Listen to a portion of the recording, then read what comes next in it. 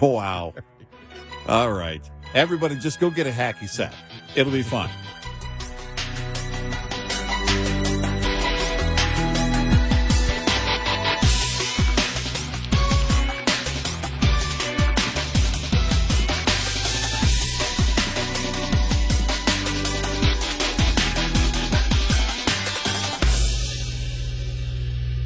This is Red Eye Radio on Westwood One. If you like listening to Red Eye On Demand, we have more of Eric Harley and guests for you. Download RER's Extra Mile podcast. More topics and issues discussed. Eric and Gary for the Eden Pure Thunderstorm Air Purifier. Tons of questions about the Eden Pure Thunderstorm Air Purifier. We thought we'd do a little Q&A. Here's a question. Does it work on any smell? Yes, the Thunderstorm gets rid of strong odors from cooking, cigarette smoke, litter boxes, and more, even the mildew smell from basements. How long does it take to work? Immediately. The Thunderstorm starts working in seconds to clear a room of any odor. What about replacement filters? No, you never need them. Does the Thunderstorm Air Purifier really work? Over 350,000 Thunderstorms have been sold already with thousands of five-star reviews online. Here's a question we get a lot. How do I get a deal on the Eden Pure Thunderstorm? Right now, you can save $200 on 3 Thunderstorms for whole home protection. That's 3 units for under $200. Just go to EdenPureDeals.com, enter the discount code REDEYE. That's EdenPureDeals.com, discount code REDEYE, and you get free shipping. At Denny's, value starts at $5.99. Whether you're flying solo or want a chill date night on a budget, we're turning up the volume on value with delicious meals that never sacrifice flavor for a good deal. It's time to celebrate with our 70th anniversary buttermilk pancakes, our quarter-pound 100% beef burger, or everyone's favorite, the Super Slam. Looking for breakfast, lunch, dinner, or late night starting at $5.99? At Denny's, it's diner time. Price and participation may vary. No substitutions. At Hot Shot Secret, we share the science behind common diesel problems. For example, Fuel additives. most fuel additives either impact performance or provide protection. Hot Shot Secret Everyday Diesel Treatment provides both performance enhancement and fuel system protection. Everyday Diesel Treatment delivers a 6-in-1 premium fuel treatment for every fill-up, every time. Everyday diesel treatment is available at truck stops and online at hotshotsecret.com. Hot Shot Secret. Powered by science. The St. Christopher Truckers Relief Fund is excited to once again offer our diabetes prevention program. Driving Down Diabetes is a free CDC-approved diabetes prevention program. This year-long program begins January 9th, 2023, with live webinars focusing on nutrition, movement, stress management, and sleep, while receiving encouragement and accountability. It's for those at risk for diabetes only, not for those who have already been diagnosed with diabetes. If you are an over-the-road truck driver with a valid Class A CDL and are wondering if you are at risk for diabetes, go to truckersfund.org and take the risk assessment located under the Health and Wellness tab. Driving Down Diabetes is made possible by Southern Recipe. If you have questions, email Julie at truckersfund.org. Don't let diabetes put the brakes on your career. Sign up today. Again, to sign up and get more info, go to truckersfund.org. Truckersfund.org. WWTN Hendersonville, Nashville. From the Busy Bee Plumbing, Heating, and Cooling Studios, Super Talk 99.7. WTN. 5 o'clock on the dot this Friday morning. I'm Ken Weaver with your top stories, and we've got police activity on I-40 west of Nashville that's going to slow you down if you're headed into Music City. Police have shut down the right lane eastbound 40 at the Dixon exit. The exit ramp is closed too. Tennessee Highway Patrol, sheriff's deputies, TBI on the scene. They're letting traffic pass on 40 there, but that right lane is closed, and so is the exit ramp there at the Dixon exit. Full forecast, traffic updates in 5 minutes. Right now in Tennessee, Republican leadership in the legislature making it clear there will be no gun restrictions passed in the upcoming public safety special session. Speaker of the House Cameron Sexton telling reporters yesterday the focus will be on making it easier to commit people who are dangerous to themselves or others. There's a lot of gray area. We want to clean up that gray area to make it very clear that if someone is going to harm themselves or others or society and makes those threats, that there's a duty to warn mental health, law enforcement. That session starts August 21st at 4 o'clock. Right now in Nashville, 2 teenagers recovering, 3 others charged after a shooting at the Bordeaux Library yesterday. Police say 3 of the teens went into a bathroom when shots were fired. A 14-year-old shot in the groin over some sort of ongoing dispute. Police say a 16-year-old shot himself in the foot before shooting the 14-year-old. There was a semi-automatic weapon recovered at the scene. Police believe it was a random attack at a Bank of America ATM yesterday when an 18-year-old man pulled up and shot a woman. It was on Murfreesboro Pike and Bell Road. That woman's going to survive. The 18-year-old suspect arrested with the help of surveillance camera video. TBI's investigating a deadly officer-involved shooting involving the Wilson County Sheriff's Department. This happening on Linwood Road in Watertown. Deputies went to a home for a welfare check. They say 60-year-old Kevin Withrow had a gun, refused to drop it, and was shot and died at the scene. Market Numbers Report brought to you by Beacon Capital Management. Online at beaconcm.com. Here's Daria Olbinger. Stocks closed higher, but well off their session highs. The Dow rose 53 points, the Nasdaq added 16, and the S&P was up a point. The markets popped after a better-than-expected consumer price index, which rose 3.2% in July from a year earlier. That's a bit higher than the 3% annual rise in June, but a big drop from last year's 8.5%. The Fed looks closely at this report when it comes to interest rates. Next up, a look at inflation on the wholesale level. The Producer Price Index for July will be released on Friday. Usually the 2 reports move in tandem, but as we've seen in recent months, not always. First-time jobless claims rose last week by 21,000 and above the 230,000 that economists had been predicting. But the number of people who are receiving benefits after that initial week is falling. And that's a sign that workers are getting rehired pretty quickly. All right, futures are down ahead of the opening bell on Wall Street this morning. Dow futures off 16, S&P down 6, NASDAQ down 37. That's the latest news. Traffic and weather next. I'm Ken Weaver, WTN News.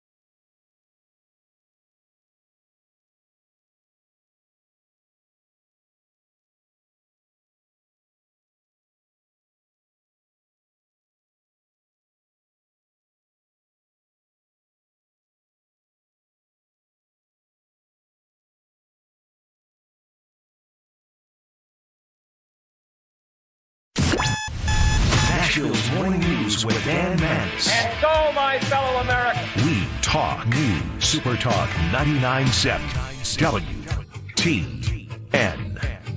5:07 Nashville's morning news on Super Talk 99.7 WTN. Welcome on in to a Friday. Hope you're doing well. It is Friday, August 11th. Dan here, along with Johnny B and Ken Weaver as well. There's a lot of news this morning. I'm cracking the microphone, looking forward to telling you all about it, including a fascinating interview. And I haven't even gotten through the whole thing. But Tucker on Twitter, Aaron sent this to me. Tucker on Twitter. So he interviewed the former Capitol Police Chief Stephen Sund. Now, the reason why this is so intriguing, especially right now, is what is going on with former President Donald Trump, where he is being, hauled through courts and all of this demonization of Donald Trump for the quote-unquote insurrection and January 6th. And so when you listen to Jack Smith and you listen to the DOJ and you listen to the Democrats and you listen to all of these people who are demonizing Donald Trump and demonizing conservatives and demonizing, of course, the January 6ers, there is so much more to the story. And think about the politicization of January 6th and what the left was able to do with January 6th. I mean, they're labeled, as you know, because I know that I've been accused of being an insurrectionist, right? So they were able to get Parler off of their servers. They were able to demonize all Donald Trump supporters as, insurrectionists. And, of course, we all know what they did to the January 6ers. But there is so much more to the story in the sense, and I know that a lot of you folks already know some of this, but what they're trying to do now. And by the way, they had the whole hearings that from in Congress with the Democrats, going after Donald Trump. The Democrats in the hearings and investigation into January 6th, where they again just pounded that narrative home. It just went on and on and on. But one of the things that the media and the Democrats and the left, by and large, choose not to focus on is their own role in what happened that day. So Tucker sits down with the guy in charge of the Capitol that day, Stephen Sund, and he talks about the intelligence failures. And it's really interesting because, as you know, there were many intelligence failures, not only on January 6th, but leading up to January 6th. Now, we all knew that there were intelligence failures, but when you talk about that, I almost want to put the word failures in air quotes. Because to hear Stephen Sund tell it, it actually looks like a lot of this stuff was on purpose, where you had the DOJ, you had the FBI, you even had the military who knew that there was going to be violence. But they chose not to tell the one guy who was in charge of the Capitol that day, and that is Stephen Sund. Listen to what he has to say. And now, we're seeing the intelligence I was getting coming into it was indicating this was going to be just like the previous MAGA rallies, the November and December rallies that we had, where we had limited skirmishes. We had some skirmishes afterwards down by BLM Plaza with some of the Antifa groups and some of the BLM groups. But coming into it, absolutely zero with the intelligence that we know now existed, talking about attacking the Capitol, killing my police officers, attacking members of Congress and killing members of Congress. None of that was included in the intelligence coming up to. That you received. Correct. So why wouldn't they tell the guy in charge of the Capitol? Is it possibly because they wanted this to happen? Is it possible that they wanted the violence to happen so that they could do exactly what they did with the violence, which is they politicized it? Again, gave them the opportunity to investigate January 6th, the Democrats in the House of Representatives. We all know that story. We covered that for you, where they were able to paint this narrative that Donald Trump, because they knew that Trump was going to run again, right? So they knew that the former president had desires to run again. And so the best way that they could ensure that he did not run again leading into 2024 was to get him out of the way by proving somehow that he inspired the violence on January 6th. I mean, I realize that, this all sounds so conspiratorial. I don't think that it is. Because when you listen to the intelligence that was not given to Stephen Sund, thereby essentially allowing this violence to happen, it just seems so very suspicious. They all knew that these threats were credible, and nobody thought to tell the guy in charge of the facility, the Capitol building. And again, it's almost like they kind of wanted some sort of violence, willful ineptitude, I suppose, or were they simply lying? Now, play this out. Again, they knew Donald Trump would be speaking. They knew the kind of speech it would be. Is it possible? I'm just asking. Is it possible they were hoping for violence so that they could do what they ultimately did? Squash our rights, get us off of social media, eliminate Parler, which is exactly what they did, demonizing dissenting voices as extremists, blame Donald Trump for all of this mayhem, when in reality, all of this was planned. And don't get me started on Ray Epps.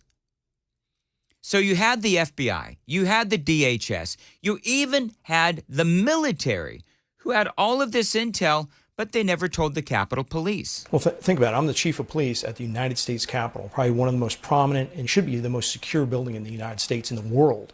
You'd like to think of that.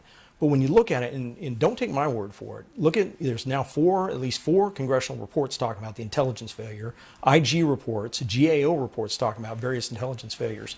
But coming into it, think about it. FBI, the Washington field office didn't put out a single document, a single official document specific to January 6th.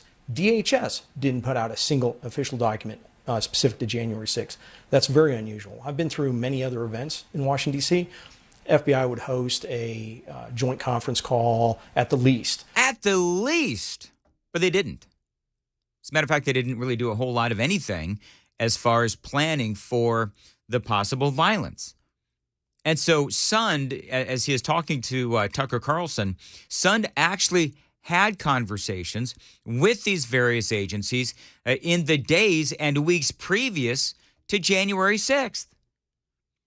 But they never told him about the intelligence, where they were expecting violence. Isn't that crazy? And, Tucker is listening to this, and he's as baffled as, anyone.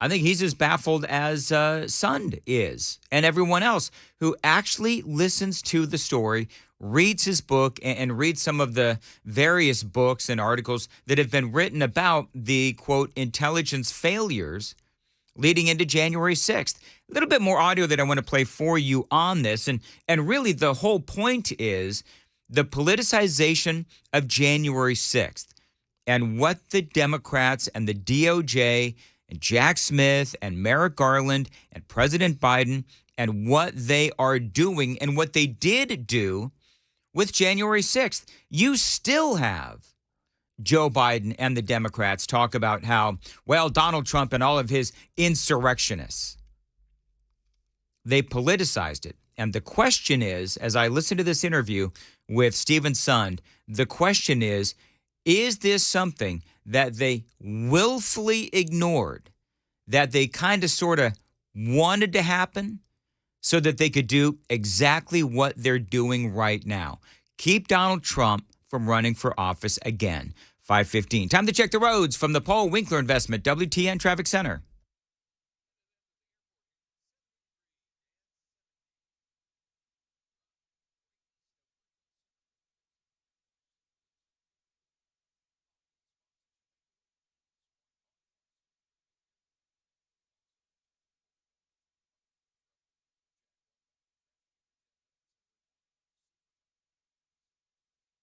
Thank you very much. Partly cloudy today, a slight chance of rain, a high near 90. This weekend, chance of a thunderstorm on both days, highs both days near 90 as well. Right now, 70 degrees at Super Talk 99.7, WTN 2133. By the way, the Super Text line is open, 615-737-9986, talking about this really intriguing interview with Stephen Sund. This is the guy that used to be in charge of the Capitol Police, was in charge of the Capitol Police on January 6th. Tucker had him on, Tucker on Twitter last night, and he's talking about all of this intelligence that simply was not shared with him, the guy that was in charge of the Capitol.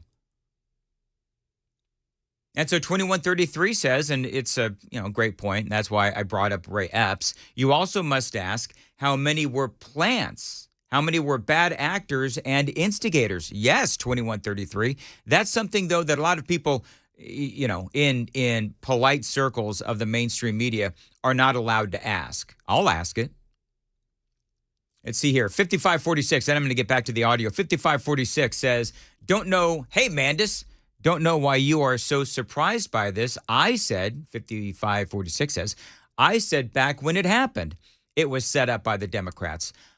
I think I said that as well. I'm pretty sure, and I don't know exactly what I said, a couple of years ago now, but I mean, I remember in the months after that saying, look at how they've been able to politicize this. Look at how the Democrats have been able to take what happened on January 6th, allowing it to happen.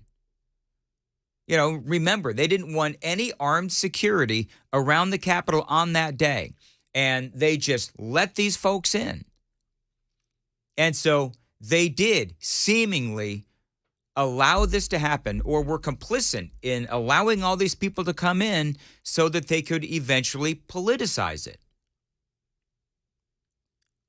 I mean, I remember saying that a couple of years ago.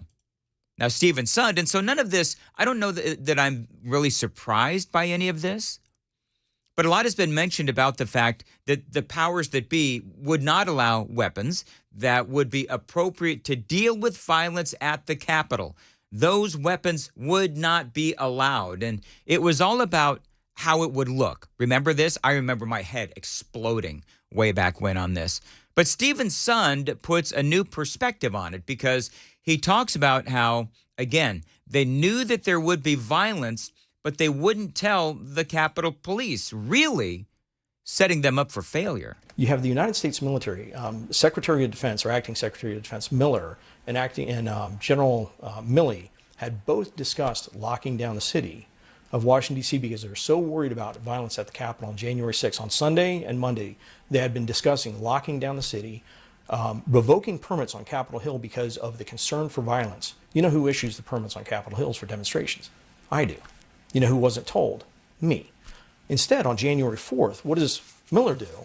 He puts out a memo restricting the National Guard from carrying the various weapons, any civil disobedience equipment that would be utilized for the very demonstrations or violence that he sees coming. It just doesn't make any sense. So, I don't know how close you're paying attention to that audio, but these various intelligence agencies and law enforcement agencies, they were actually considering shutting down the city in the days prior to January 6th, but they did not tell Stephen Sund. And so, of course, the question then is asked to be asked. And if you're just joining us and wondering who Stephen Sund is, I'm playing audio from former Capitol Police Chief Stephen Sund.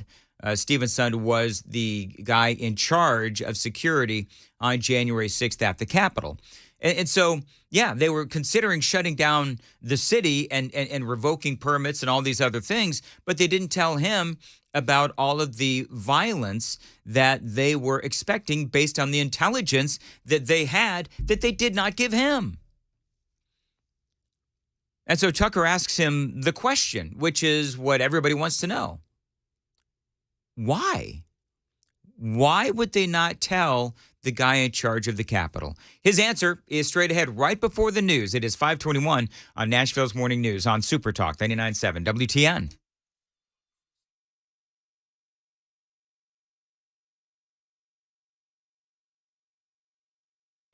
Hey folks, Paul Winkler here. When we get to retirement, what do we want to do? We want to go and kick back, right? But we also want to take an income from our investment portfolios. And there are a lot of common myths that I hear about how do you take an income from an investment portfolio. One is that people will get into, this was really big a few years ago, really big. real estate investment trust. Real estate gets rented and it kicks off an income, and then you have some kind of dividend that's paid, and because the REIT has to pay out most of the dividend, it's a great way to take income in retirement. But what happens, like what happened recently, when all of a sudden the properties go unrented? What happens to your income? Bye-bye, it's gone.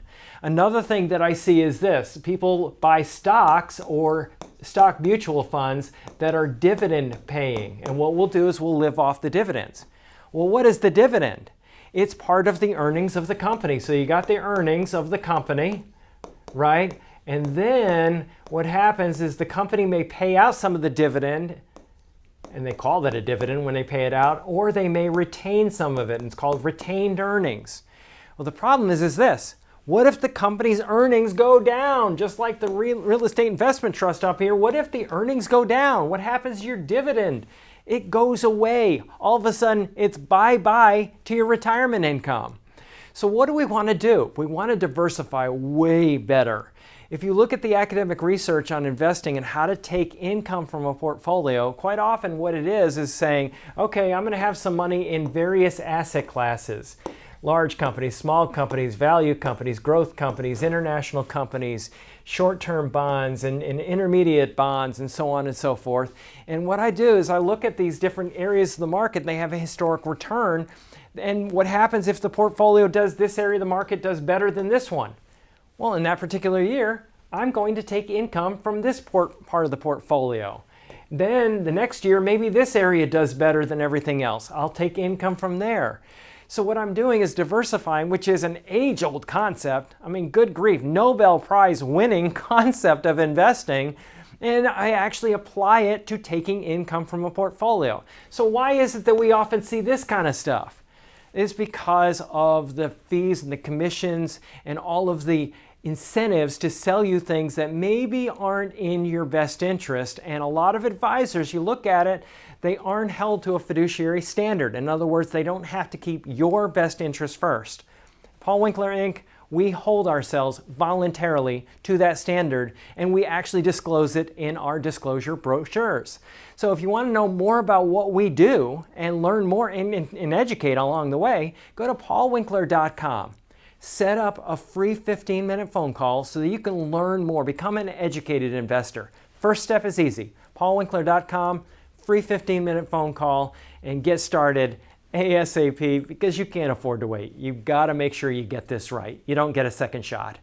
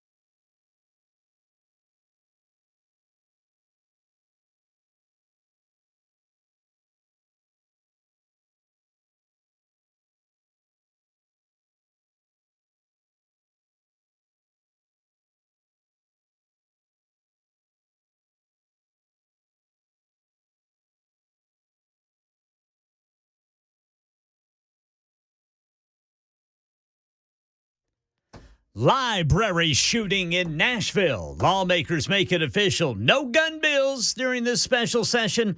Hawaii death toll continues to rise. Russia's headed to the moon. Might land right about the time another nation's spacecraft does. These stories and more at 5:30 on Super Talk 99.7 WTN. Thank you, Ken. 527, Nashville's Morning News on Super Talk. Happy Friday, friends. And so I'm playing audio from this. Stephen Sund, he was the former Capitol Police officer. He was the guy in charge of the Capitol Police at the time of January 6th. And I've been telling you and playing you audio where he and Tucker, they're both dismayed at why it is that the various intelligence agencies, in what seems like a coordinated conceal, did not tell him about the expected violence. And so the question that Tucker asked Stephen Sund, former Capitol Police chief, why do you think in this coordinated conceal, why do you think that they didn't tell you what was expected? No, the intelligence, no coordination, no discussion in advance. It's almost like they wanted it to be watered down, the intelligence to be watered down for some. They wanted the intelligence to be watered down. That is what he is saying, not some knucklehead talk show host in Nashville. That is what Stephen Sund is saying. It's almost like they wanted it to be watered down, the intelligence to be watered down for some reason. I talked about a little bit in the book that maybe they were concerned for the Trump invoking the Insurrection Act, and they're worried about that. But I've had people, there's other, thoughts out there. But luckily we still have people investigating this because I still think there's puzzle pieces missing. Someone's going to find out what's really behind all this because it wasn't right, the way the intelligence was handled and the way out we're set up on the Hill. I like how he says, there's some other people have some other questions. And so he I think that he's part of the intelligence community, the law enforcement community in Washington, D.C. And he doesn't want to talk about Ray Epps or, there may have been some plants, some instigators there inside the January 6th group. Nobody wants to talk about that. I mean, I've talked about it a number of different times, but, I think there's a lot of questions that still need to be answered. It is 5:29 on Nashville's Morning News on Super Talk 99.7 WTN. Want to tell you about my friends at the Glock store. Listen, if you love shooting and you love training, you've got to check out the Glock store in Nashville. It is where I go every single week. It is where I buy all of my guns, all of my parts, and all of my accessories as well. They've got a massive selection of everything related to your support of the Second Amendment, including training. And again, every week I go train at their Shoot 270 indoor ranges. And these aren't just ranges. These are gigantic rooms where you can simulate real-life situations so that you're ready for those real-life situations. I'm getting better by the session. You will too. Check them out, shoot270.com. See the videos and the photographs of these fantastic ranges. You can also book a session at shoot270.com, or you can call them. Tell them Dan Mandis told you to stop by. 615-682-6565. 615-682-6565. The Glock Store, 1930 Air Lane Drive, just minutes from the airport and worth the drive from anywhere.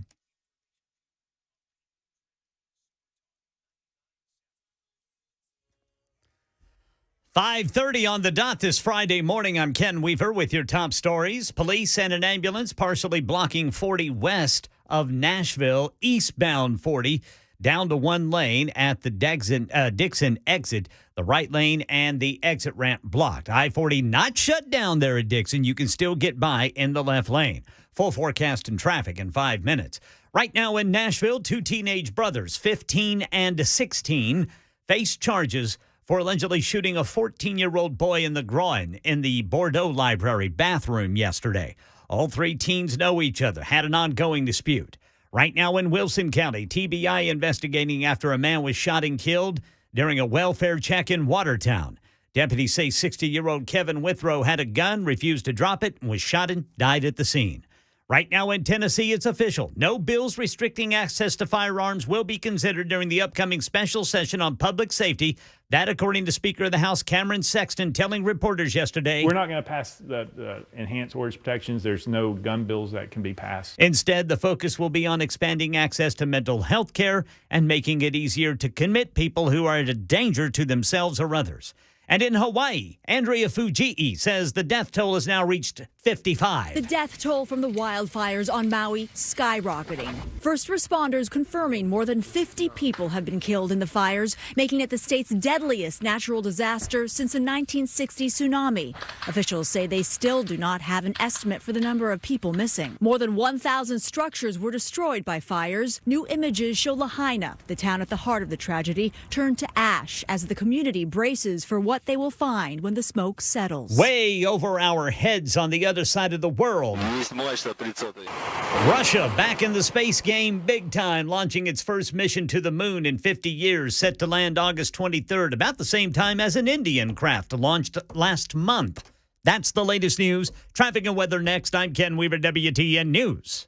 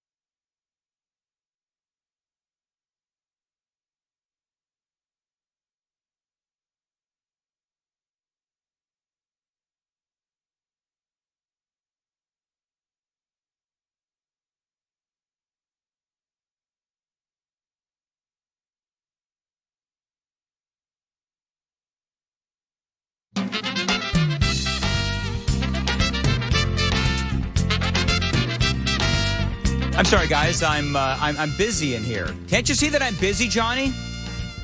You know what I'm thinking about, guys? Getting off the air at 9. 8:58. Shut the hell up. What are you talking about? Where's Dan? I'm thinking about what kind of bait I'm going to use this weekend. I'm going to go fishing, are you? What kind of hooks I'm going to use and, the proper casting technique. Yeah, well, just get it out in the water. The things I do for my wife.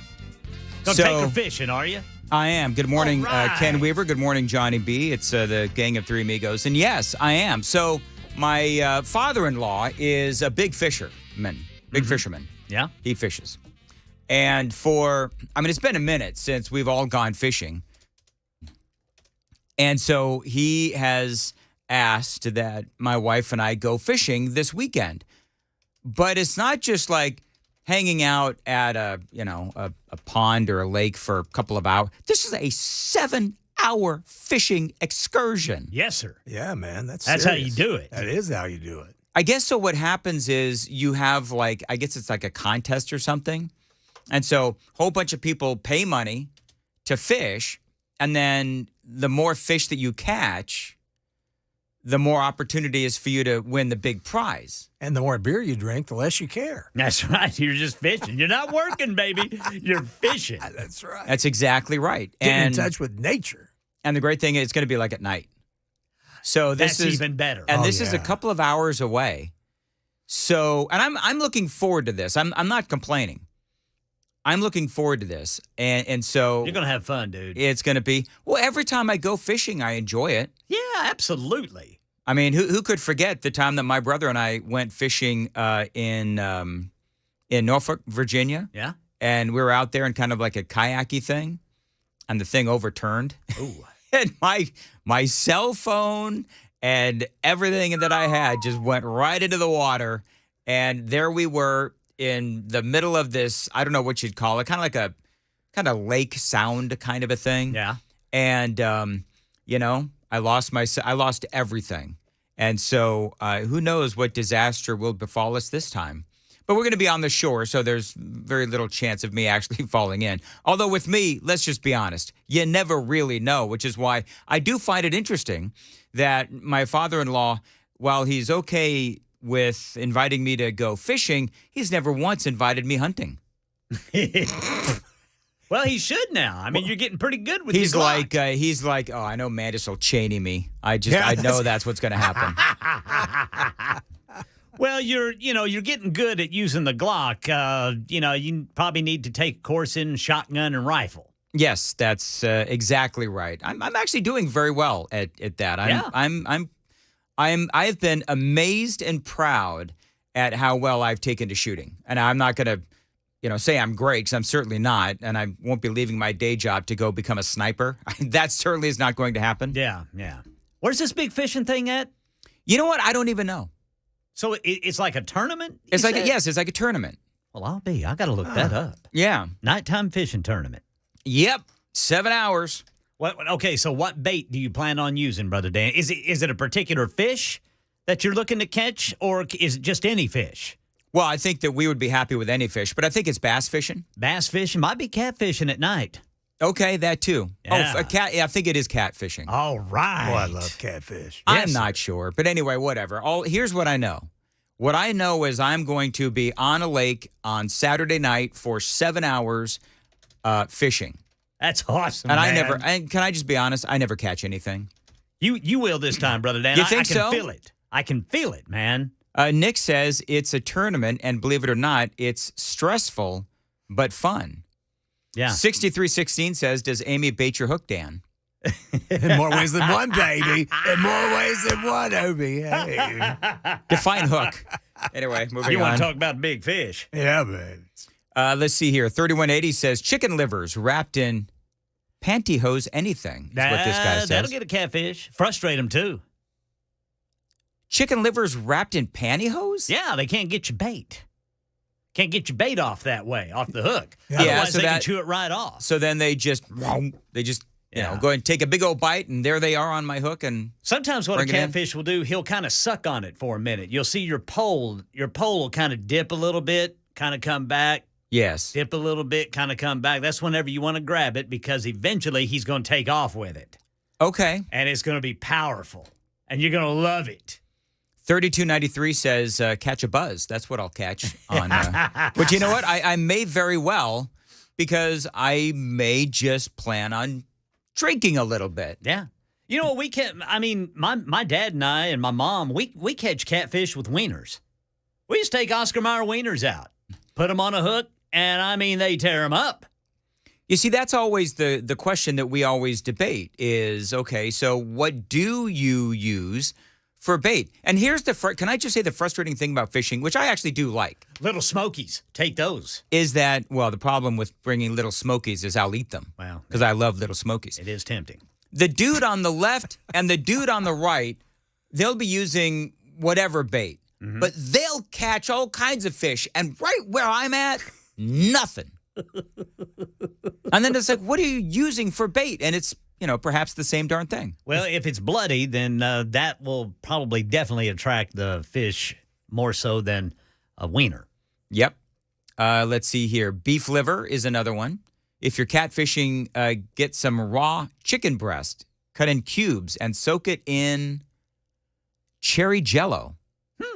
By the way, pantyhose is elegant. This is what this guy says. I don't know. Sounds like he knows. Man, it sounds fun, Brother Dan. You going to build a fire and everything? Are you going to camp out there? No. You guys going to stay in a hotel? No, we're going to. You're just going to be out there all night. I think it's going to be over at 11 or 12 and at night. And then we'll drive 2 hours. This is like 2 hours away. This is like.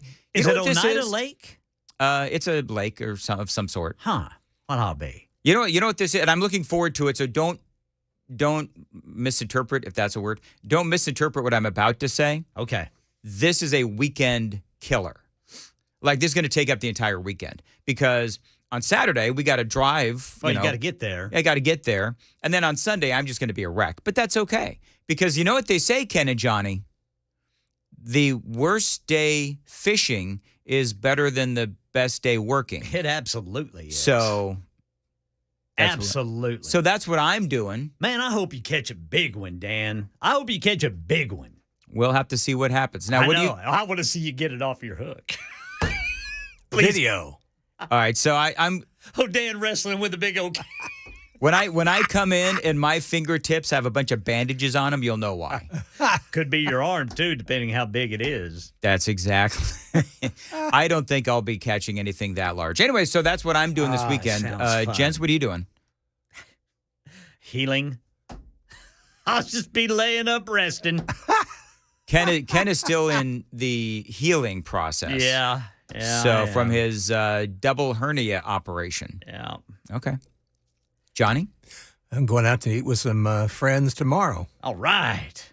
What are you going to eat, Brother John D? Well, we're going to eat at Relly's. Oh, yeah. All right. Very good. Very good. I think it's exciting compared to Dan's. Listen, our weekends sound kind of boring, Ken. Mine's definitely going to be. Listen, can I just say that I like boring weekends? So sometimes I do too. Yeah, I am all about boring weekends. I have no problem with boring weekends whatsoever. Man, you're making me want to go fish. I want to go fish so Man, bad. go fishing. I can't right now. If I hook a big one, I'm going to be right back in the hospital. Oh, because your hernia things? Okay. Ah! Hey, by the way, you guys, I know, Johnny, you and Phil used to do unfortunate, names. Yes. This is interesting. The headline from the New York Post, from a baby name expert. Now, can you imagine just making a living as a baby name expert? That is number one. I wish I could do that. That'd be great. These are the 10 offensive baby names that should be avoided at all costs. Offensive baby names. Okay. Well, how would you like to have to live up to the name Adonis? Adonis. I mean, yeah. You want to talk about setting up your kid to fail? And he's 4'11" at 52. See, that would actually be funny.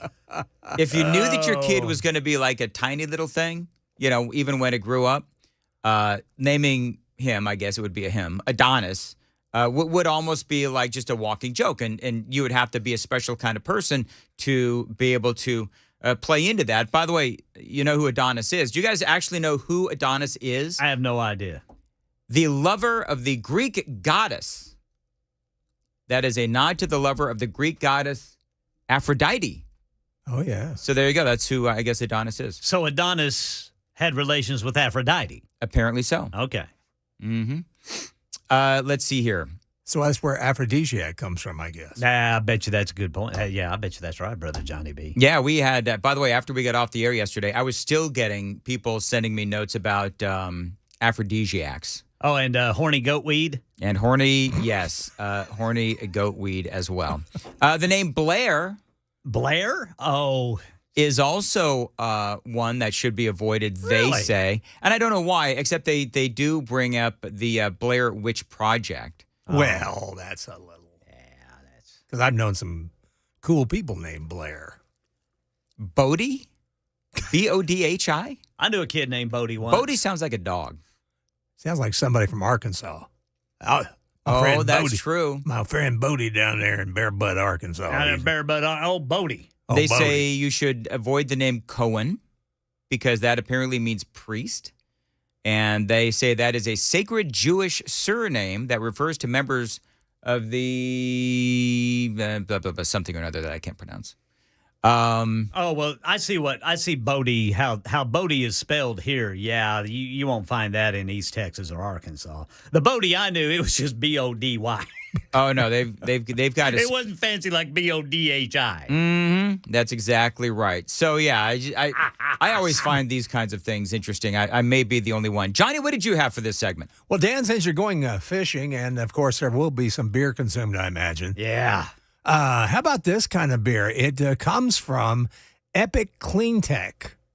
And this is kind of foreboding. The Devil's Canyon Brewing Company. They have partnered to create a new beer. It's Epic One Water Brew. It's made from water that is recycled from wastewater. Nope. Wastewater? Yes. No, sir. And apparently, this is not uncommon. They say that Aurora, Colorado, and Atlanta, Georgia both use this kind of water for their drinking water supply. I used to live in Aurora. I did too. So I did too. You lived in Aurora, Colorado? Yeah, 1978, yes. Well, isn't it a small world? Yes, it is. I lived in Aurora, Colorado in 1978. Really? Yes. We might have ran into one another. You're kidding me.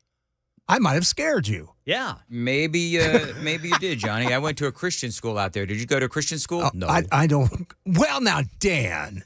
See, Ken, I've noticed that Johnny gets mad whenever I say things like that, and I just, whether it's his past drug use or making assumptions about Johnny, I'm totally kidding. Totally kidding. You do. You sometimes make assumption. I said, you know what? That makes both of us. Dan. Yes. Did you? And me. Did you like Aurora, Johnny?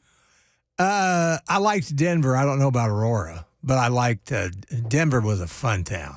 Boy, I love that town. Denver is now overrun with, people that look like they've been drinking pea water. Yeah, well, I'm sure it does. It's because they legalized that devil's lettuce out there. That's legalized right. that Maritahoochie. Well, it's always been kind of lax on marijuana because even when I lived there, it was decriminalized. Isn't that why they call it Rocky Mountain High? I think so. Is that what John Denver's saying about? I think so. No, he wasn't talking about that. John Denver? He loved that wacky weed. I bet you he did. Would somebody really knowingly drink recycled wastewater? Like, would you? Knowingly? Knowingly, no. I couldn't do it.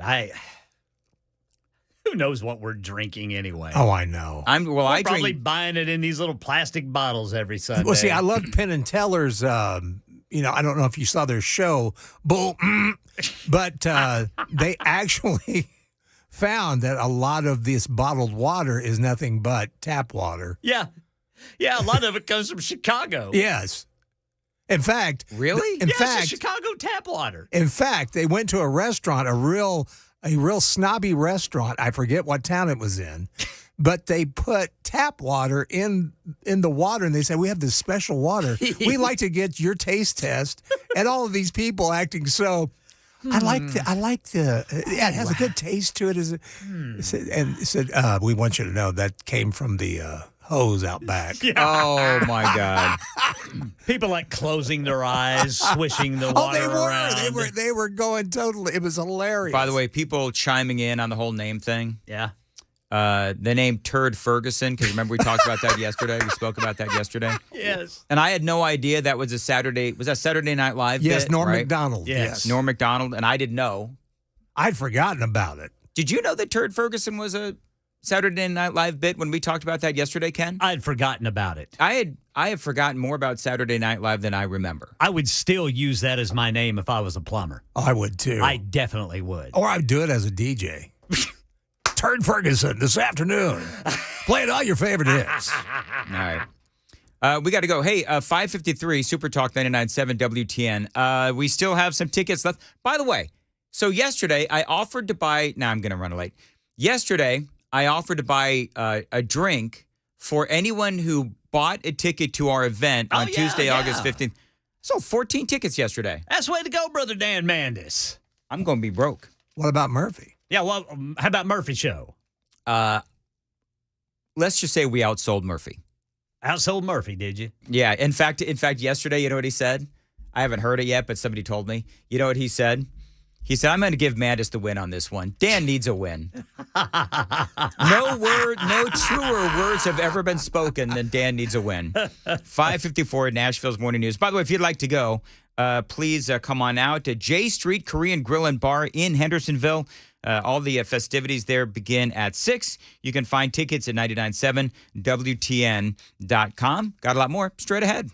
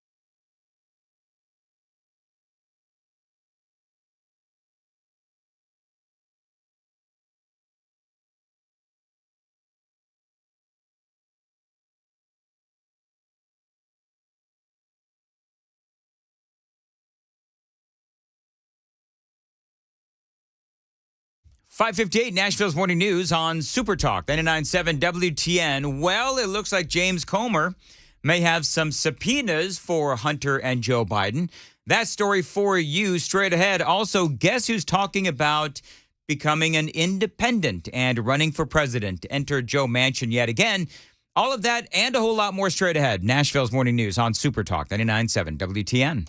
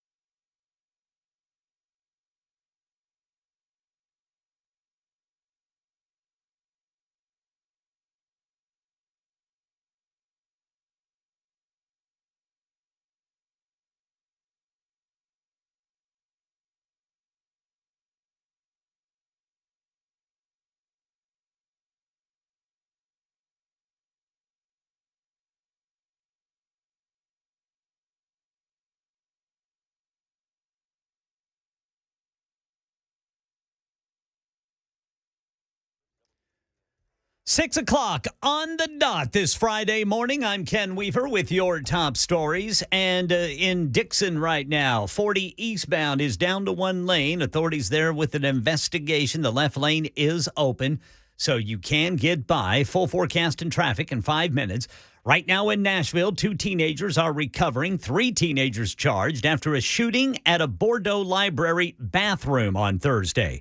Police say a 16-year-old boy shot himself in the foot before shooting a 14-year-old boy in the groin. The teens know each other. They've got some sort of ongoing dispute. Police say there was a semi-automatic weapon recovered at the scene. Customers are shaken up after what police say was a random attack on a woman at a Bank of America ATM on Murfreesboro Pike and Bell Road yesterday. An 18-year-old accused of shooting a woman as she pulled up to withdraw money. Channel 4 talked to a man who says he's been using this branch for years. Can't believe what happened. Could have been me, so it's just very unfortunate. We probably need to get security guard out here now, kind of make sure that more people feeling more safe. The woman recovering in the hospital. Right now in Tennessee, no gun bills will be considered in this upcoming special session to enhance public safety. Lieutenant Governor Randy McNally supports the governor's order of protection if someone is dangerous, but even he says it's not going to happen. Well, I think the votes aren't there. Instead, Speaker of the House Cameron Sexton says the focus will be on mental health care, how to make sure someone wanting to shoot up a school like what happened at Covenant School in March doesn't happen again. She could have been committed for a little bit to be observed, and that would have, in the system, would have limited her ability to purchase guns and do what she did. Sexton says they will consider legislation that makes it easier to commit someone voluntarily or involuntarily. For instance, doctors might be required to notify law enforcement when someone is a threat to themselves or others, but restricting access to firearms, according to Sexton, is not going to happen. Market Numbers Report. Market Numbers brought to you by Beacon Capital Management, beaconcm.com. Here's Jim Ryan. Optimism over a possible pause in interest rate hikes pushed stocks higher on Thursday after the release of new government data showing cooling inflation. The Dow Jones gained 53 points to close yesterday at 35,176. The Nasdaq Composite finished ahead 0.12%. The S&P picked up a fraction. Consumer prices, meanwhile, last month were up 0.2% from the month before. 3.2% higher than a year ago. That was mostly in line with expectations. Could lower interest rates be on the horizon? More than 90% of last month's inflation came from housing costs like rent, insurance, and mortgage. Some economists say that could convince the central bank to pause its interest rate hikes or even to ease them by next year. Looming recessionary fears, though, have investors looking for a safe haven and some finding it in precious metals. Spot gold prices hit a record intraday high of just over $2,072 per ounce on Monday. Investment specialists expect that to rise. Well, right now, futures are mixed ahead of the opening bell on Wall Street. They're pretty much flat for the most part. Dow futures up just 0.3%. S&P futures down 4%. NASDAQ down 30%. That's the latest news. Traffic and weather next. I'm Ken Weaver, WTN News.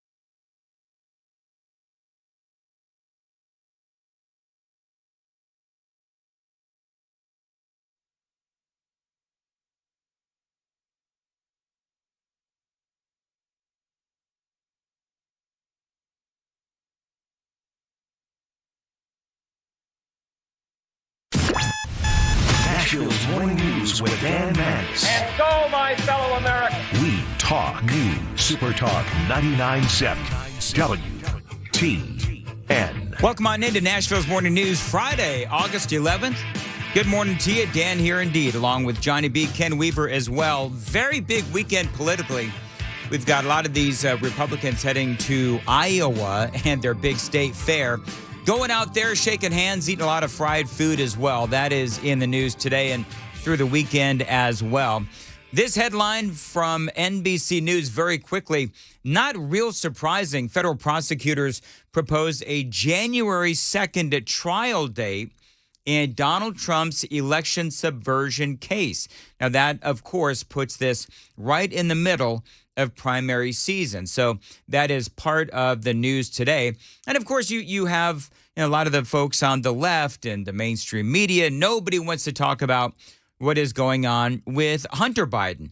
Coming up, Joe Manchin is talking about becoming an independent. He's also discovering this no labels party and discovering what that could do for the next presidential election. So there's a lot more to the Joe Manchin story, though, because this is a guy who right now, politically, he's actually in a lot of trouble.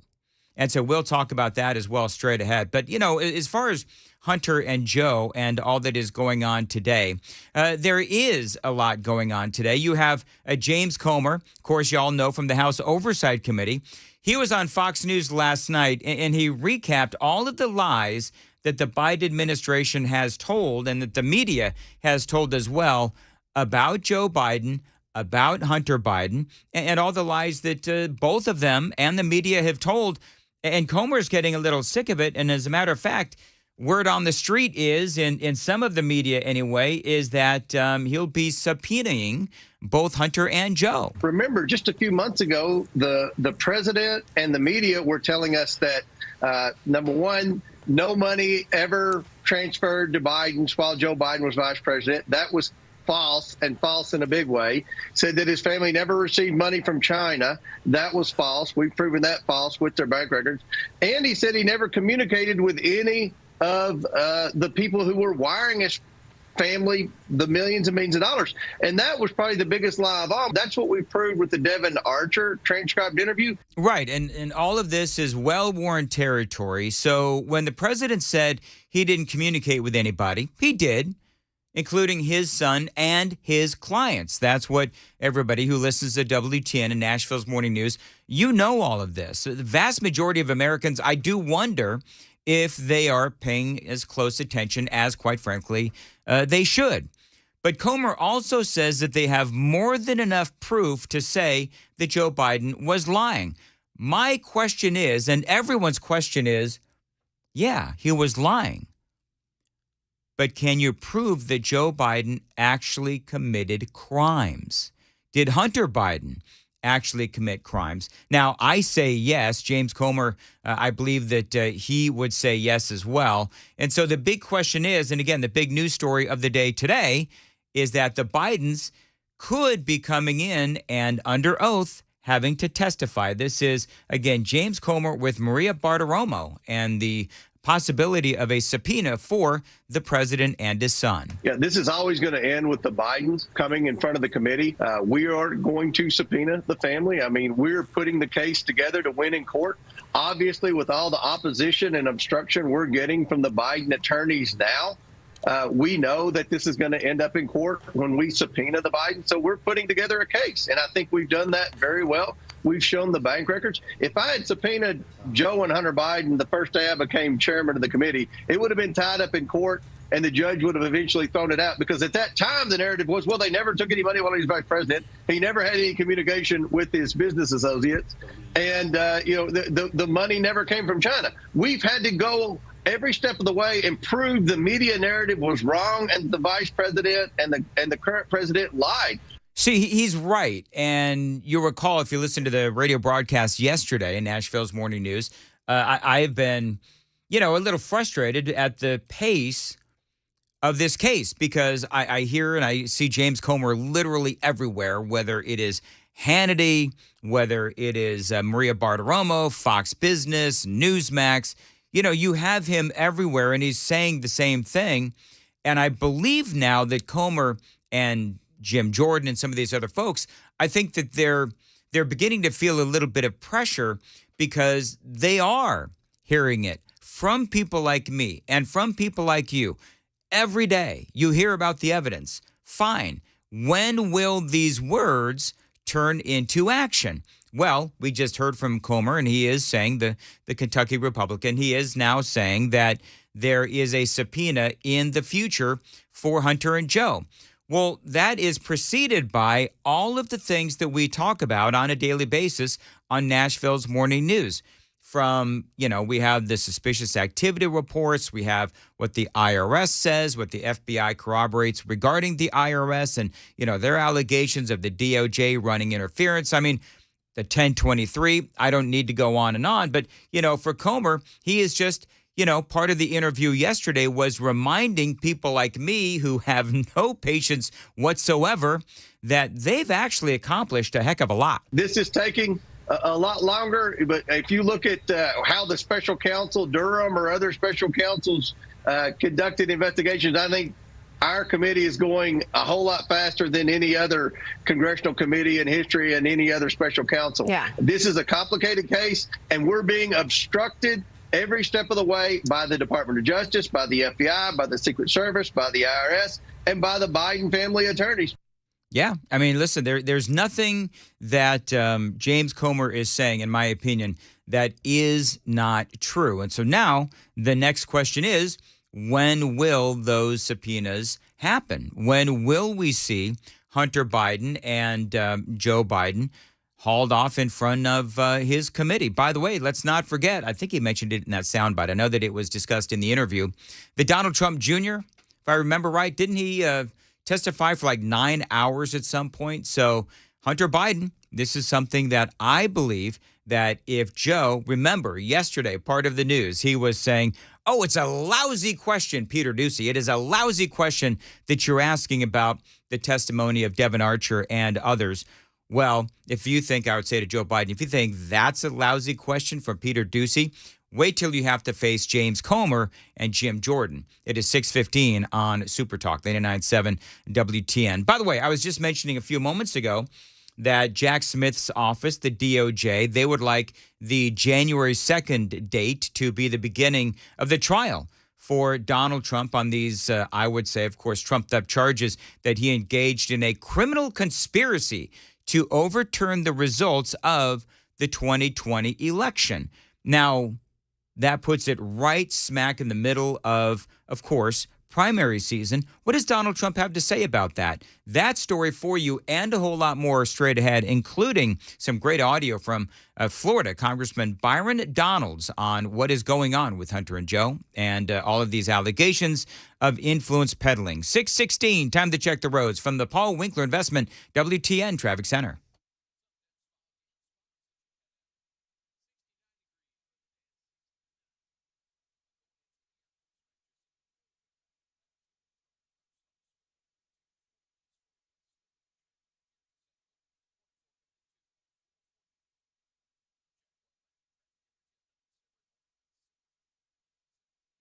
Thank you very much. Partly cloudy today, a slight chance of rain, a high near 90. Chance of a thunderstorm both days this weekend.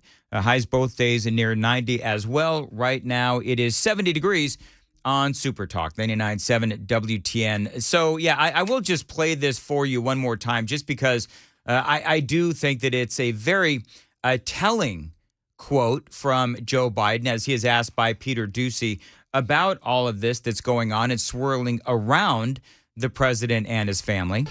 There's this testimony now where one of your son's former business associates is claiming that you were on speakerphone a lot with them talking business. Is that what? Never talk business in anybody. And I knew you'd have a lousy question. Well, why is that a lousy question? Because it's not true. Thank you, Mr. President. There you go. So, and what's a bit of a follow-up to that story, you also had the White House immediately reach out to Peter Doocy and try and sort of massage the president's answer. And I think that part of what's going on in the narrative out there today is that Joe Biden is starting to feel the heat. Also feeling the heat, perhaps, is one Donald Trump. Now, what is his reaction to the DOJ wanting to start that trial on January 2nd in the Trump election subversion case. Why January 2nd? You know, for the president, they want this thing to start really, years from now because there's so much discovery. In papers filed in federal court in Washington, this is from NBC News, the prosecutors say that it is in the public's interest to have a trial as soon as practical and that their proposed date serves the public interest and the interests of justice while also protecting the defendant's rights and ability to prepare for a trial. Now, you've got Donald Trump and his his attorneys that are saying that there is absolutely no way that they can come up with a reasonable defense based on the amount of discovery that they're going to be dealing with. By the way, Trump responded on Truth Social that the timing is just ahead of the important Iowa caucuses, and that would amount to election interference. Trump's attorneys have been directed to propose their own trial date and estimate for the length of the trial by next Thursday. In an interview last week with NBC's Today Show, Trump lawyer John Lauro declined to say explicitly whether the case should go to trial before the 2024 election, but suggested that that was the case. Now, you're damned if you do and you're damned if you don't if you are Donald Trump's attorneys. Because if you were as confident as John Lauro sounds, then you want this trial to happen before the election because that would lead to vindication. Because you hear John Lauro talk, the Donald Trump's attorney, if you hear John Lauro talk, it is really clear that they are, what's the right word? They are very confident that they're going to be able to prove the president's innocence. Well, if that's the case, then yeah, they should have the trial before the election so that this can be another talking point for Donald Trump. I mean, to me, that makes all the sense in the world. But of course, one of the things that you have is if the president is found guilty, well, then that is a completely different scenario altogether. One more thing, as it relates to the evidence, I mean, there is going to be an overwhelming amount of evidence. And so whether it's legit evidence or not, by the way, there is going to be a lot that the president and his legal team that they are going to have to deal with. Now, coming up right before the news, I've got some audio from Joe Manchin that I want to play for you because he is out there now saying that he is going to be the great hope for the middle-minded here across America. The middle-minded meaning, you know, the center for both parties. You have the moderates of the Republicans, the moderates of the Democrats. And now Joe Manchin is out there, and this is part of the news cycle today. He's out there saying that he is going to be the hope for the fair-minded across this country as he considers a run as an independent. I'm calling BS, and I'm going to tell you why straight ahead on WTN. Loan Pronto. So many folks, maybe you, buried in credit card debt these days. Loan Pronto can help you. Interest rates keep going up. If you have one of these high-interest credit cards, then Loan Pronto can help you because they can help you get out of that credit card debt. And you don't have to do a full home refi with Loan Pronto. You can simply tap a small portion of the equity in your home, and then you enjoy a super low monthly payment while getting away from those high-interest credit cards as well. And it's fast with Loan Pronto.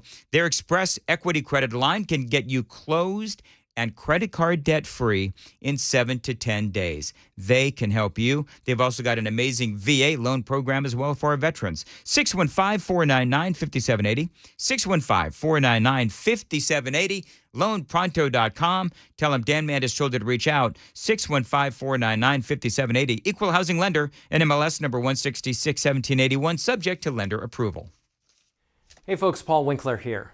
When we get to retirement, what do we want to do? We want to go and kick back, right? But we also want to take an income from our investment portfolios. And there are a lot of common myths that I hear about how do you take an income from an investment portfolio. One is that people will get into, this was really big a few years ago, really big, real estate investment trust. Now, real estate gets rented and it kicks off an income, and then you have some kind of dividend that's paid, and because the REIT has to pay out most of the dividend, it's a great way to take income in retirement. But what happens, like what happened recently, when all of a sudden the properties go unrented? What happens to your income? Bye-bye, it's gone. Another thing that I see is this: people buy stocks or stock mutual funds that are dividend paying, and what we'll do is we'll live off the dividends. Well, what is the dividend? It's part of the earnings of the company. So you got the earnings of the company, right? And then what happens is the company may pay out some of the dividend, and they call that a dividend when they pay it out, or they may retain some of it, and it's called retained earnings. Well, the problem is this: what if the company's earnings go down? Just like the real estate investment trust up here, what if the earnings go down? What happens to your dividend? It goes away. All of a sudden, it's bye-bye to your retirement income. So what do we want to do? We want to diversify way better. If you look at the academic research on investing and how to take income from a portfolio, quite often what it is saying, okay, I'm going to have some money in various asset classes. Large companies, small companies, value companies, growth companies, international companies, short-term bonds and intermediate bonds, and so on and so forth. And what I do is I look at these different areas of the market, and they have a historic return. And what happens if the portfolio does this area of the market does better than this one? Well, in that particular year, I'm going to take income from this part of the portfolio. Then the next year, maybe this area does better than everything else. I'll take income from there. So what I'm doing is diversifying, which is an age-old concept. I mean, good grief, Nobel Prize winning concept of investing, and I actually apply it to taking income from a portfolio. So why is it that we often see this kind of stuff? It's because of the fees and the commissions and all of the incentives to sell you things that maybe aren't in your best interest. And a lot of advisors, you look at it, they aren't held to a fiduciary standard. In other words, they don't have to keep your best interest first. Paul Winkler, Inc., we hold ourselves voluntarily to that standard, and we actually disclose it in our disclosure brochures. So if you want to know more about what we do and learn more and educate along the way, go to paulwinkler.com. Set up a free 15-minute phone call so that you can learn more, become an educated investor. First step is easy. paulwinkler.com. Free 15-minute phone call, and get started ASAP, because you can't afford to wait. You've got to make sure you get this right. You don't get a second shot.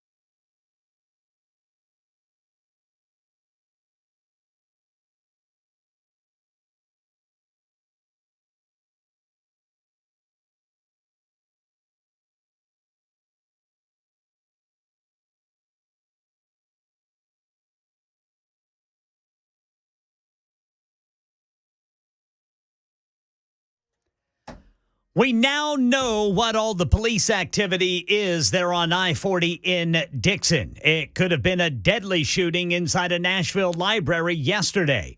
Police describe a random attack at an ATM, and leaders make it clear they will not be considering any gun bills during the special session on safety.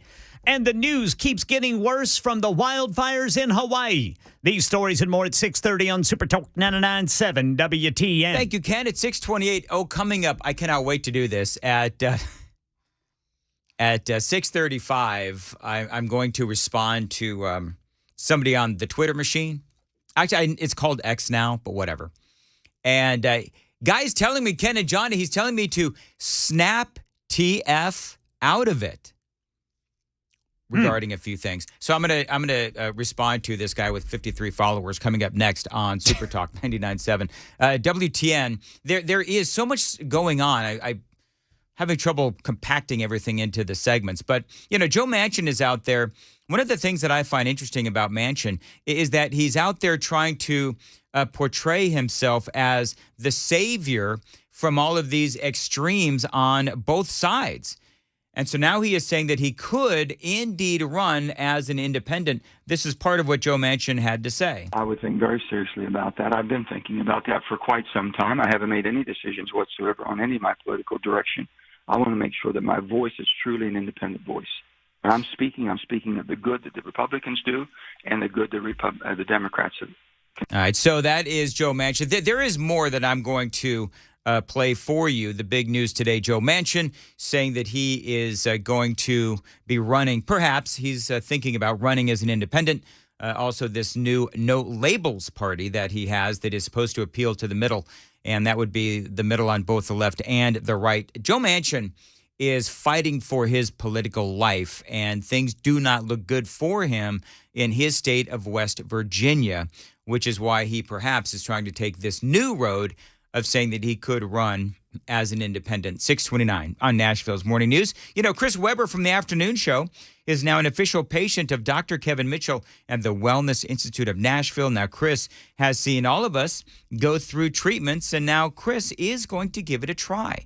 Now, Dr. Kevin Mitchell can help you with your chronic back, neck, and knee pain. Of course, he's got all of those amazing spinal decompression machines, and he's also got that brand new KT machine for your knee therapy as well. No pills, no surgery, no injections, just relaxing therapy that helps you feel better fast. Now, Dr. Mitch has helped folks across the world, and his daughter, Ashley, also a doctor, brings a wealth of knowledge in holistic healing, cold lasers, stress reduction, and yes, spinal decompression therapy as well. $23 gets you your first exam, consultation, and treatment. Tell him Dan Mandis told you to reach out at 615-246-5009, 615-246-5009, painisbad.com.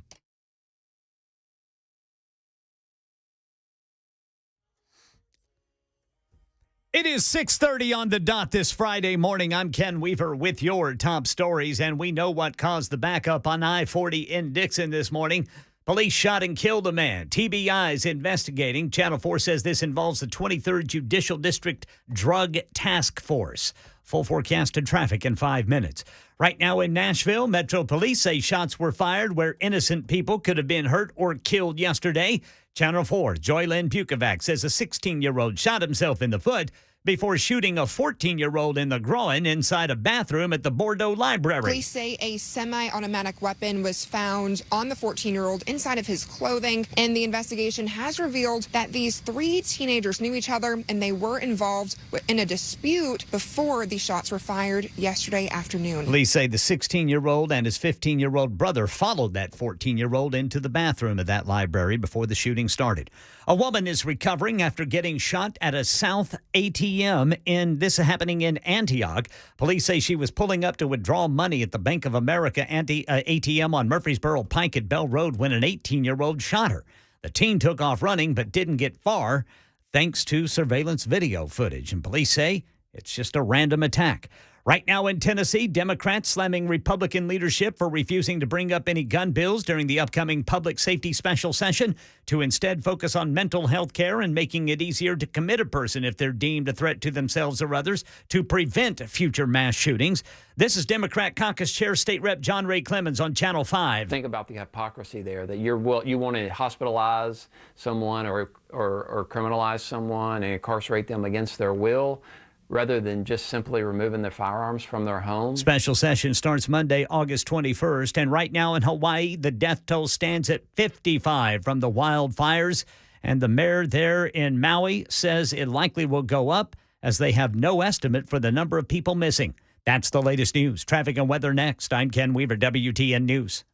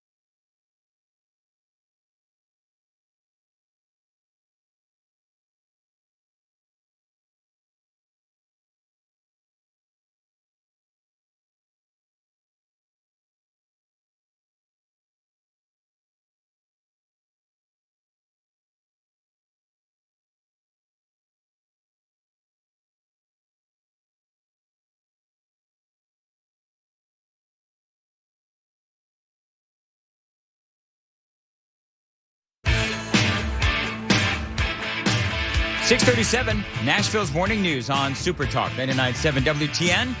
Welcome on in. It is Friday, August 11th. Happy Friday to you. Man, so much going on, along with Johnny B, Ken Weaver as well.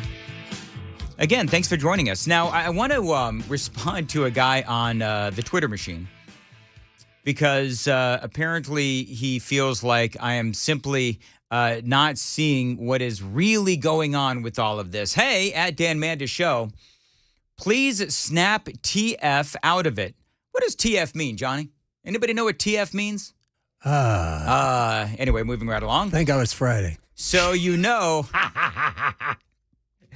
By the way, this is Hayden Payton, and I've actually exchanged personal messages with Hayden Payton, and he's actually not a bad guy. I don't think he may be Hayden Payton, but I don't necessarily know if he's hating on Mandis. But bottom line is he wants me to please snap TF out of it. The guy, and he's maybe talking about Joe Biden, he may be talking about Devin Archer, I'm not entirely certain.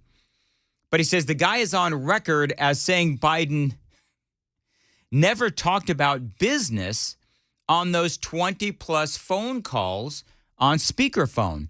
Don't make this stuff up. Now, I'm actually wondering, as I read that, is he being facetious? Because does this guy on Twitter, and this is generally by and large, to anybody whose head is so incredibly buried in the sand that they don't see what's really going on.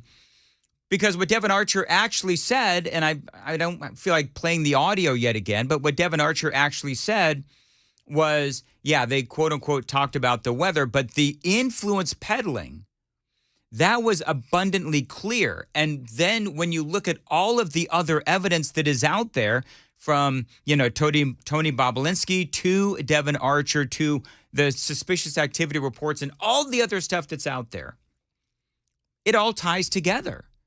And so it's not just one piece of evidence. It's not just, one person or one conversation. It's all of it. It's the guys at Burisma that literally said that they gave Hunter and Joe Biden $10 million collectively to make that Ukrainian investigation go away. So, I mean, whatever. You know what I think? I think that if people truly don't believe that, there really isn't anything to all of this, well, then that's fine. I just don't think that they're ever going to be convinced, regardless as to all of the mountain of evidence that is out there, namely from the House Oversight Committee. Now, one of the things that they're talking about is this, and I've been talking about this for a long time, this Russian oligarch, Elena Baturina. Now, she is that Moscow mayor widow. She is, I guess, the richest woman in Russia. And she is also a very close, dear friend and ally of Vladimir Putin. And so the question is, and I know that a lot of you probably know this by now if you've been listening to me, but she gave Hunter Biden $3.5 million. Then lo and behold, when it came time to sanction some of these folks in Russia, as Vladimir Putin was getting ready to invade Ukraine, somehow, magically, Elena Baturina was not sanctioned. Could it possibly be because she gave $3.5 million to the Bidens? Now, Byron Donalds, who does serve on that House Oversight Committee, he's got some ideas. This is all payback for the millions and millions. We've now documented $20 million, and we're still investigating, by the way.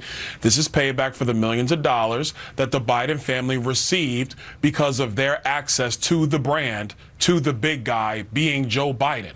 Hunter Biden has no business, folks. Joe Biden has no business. There were no services being delivered except for access. And that's what Elena Baturina basically has now. She escaped the sanctions regime. Yeah, that's what I just said.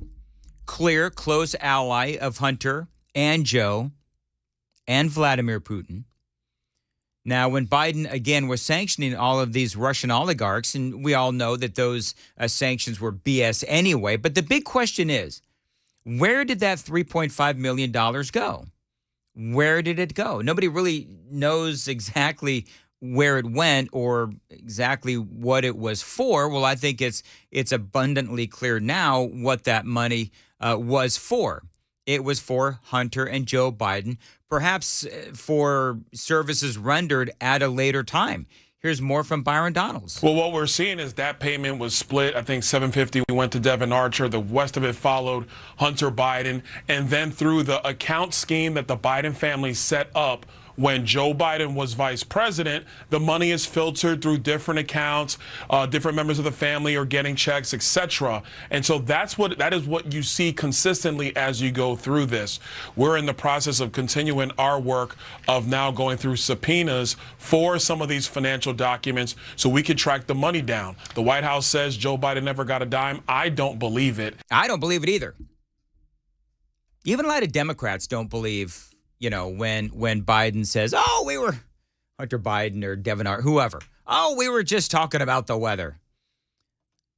I think that was Dan Goldman, the New York congressman, who came out and did that whole spin about how they were talking about the weather. And again, the Hayden Payton guy on Twitter. By the way, I'm still on Twitter, X, whatever you want to call it, at Dan Mandis Show. If you want to follow me, knock yourself out. I'm so completely over social media. But, it's not just one interview. It's not just one accusation. It's not just one lone piece of evidence. It's, a lot of evidence coming from multiple people and multiple sources. So as far as Byron Donalds goes and what he was saying yesterday with Maria Bartiromo, it is the familiar story of Biden using his influence to receive millions. And by the way, Republicans have been on this trail for years. And they've even asked Janet Yellen and others about how she was able to avoid these sanctions, going back to that Russian oligarch, Elena Baturina. And nobody from the Biden administration has anything to say. It is very serious and typical of Janet Yellen and a lot of people over in the Biden administration. When you have these questions, they have no response or they slow walk a response, and it is outrageous. If the president of the United States is compromised, the American people need to know about it. Yep, they certainly do. 6:45, time to check the roads from the Paul Winkler Investment WTN Traffic Center.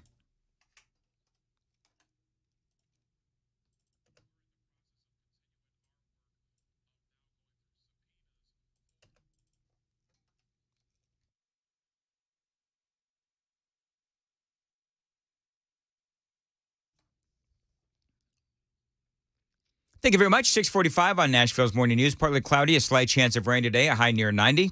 Chance of a thunderstorm both days, Saturday and Sunday this weekend. Highs both days near 90, 70 right now at Super Talk 99.7 WTN.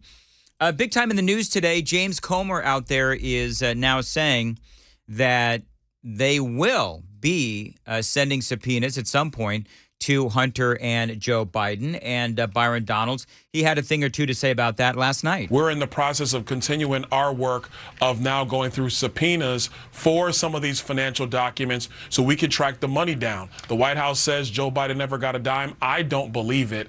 And at the end of the day, if Hunter Biden was spending money for his dad on behalf of his dad doesn't have to take a dime. That's facilitating a bribe from the president of the United States through his son. So there's just a lot going on. We'll continue to cover that for you today, throughout the day on Nashville's Morning News. Chris Hand coming up after the news at 9, Matt Murphy after the news at noon, and Brian Wilson will be here this afternoon, 3:06 on Super Talk 99.7 WTN. So Joe Manchin, and a lot of you folks pointing out on the Super Text line, which, by the way, a New York senator, and so I think people know who he is, right? So he is a Democrat, and now he is out there, Joe Manchin, West Virginia senator.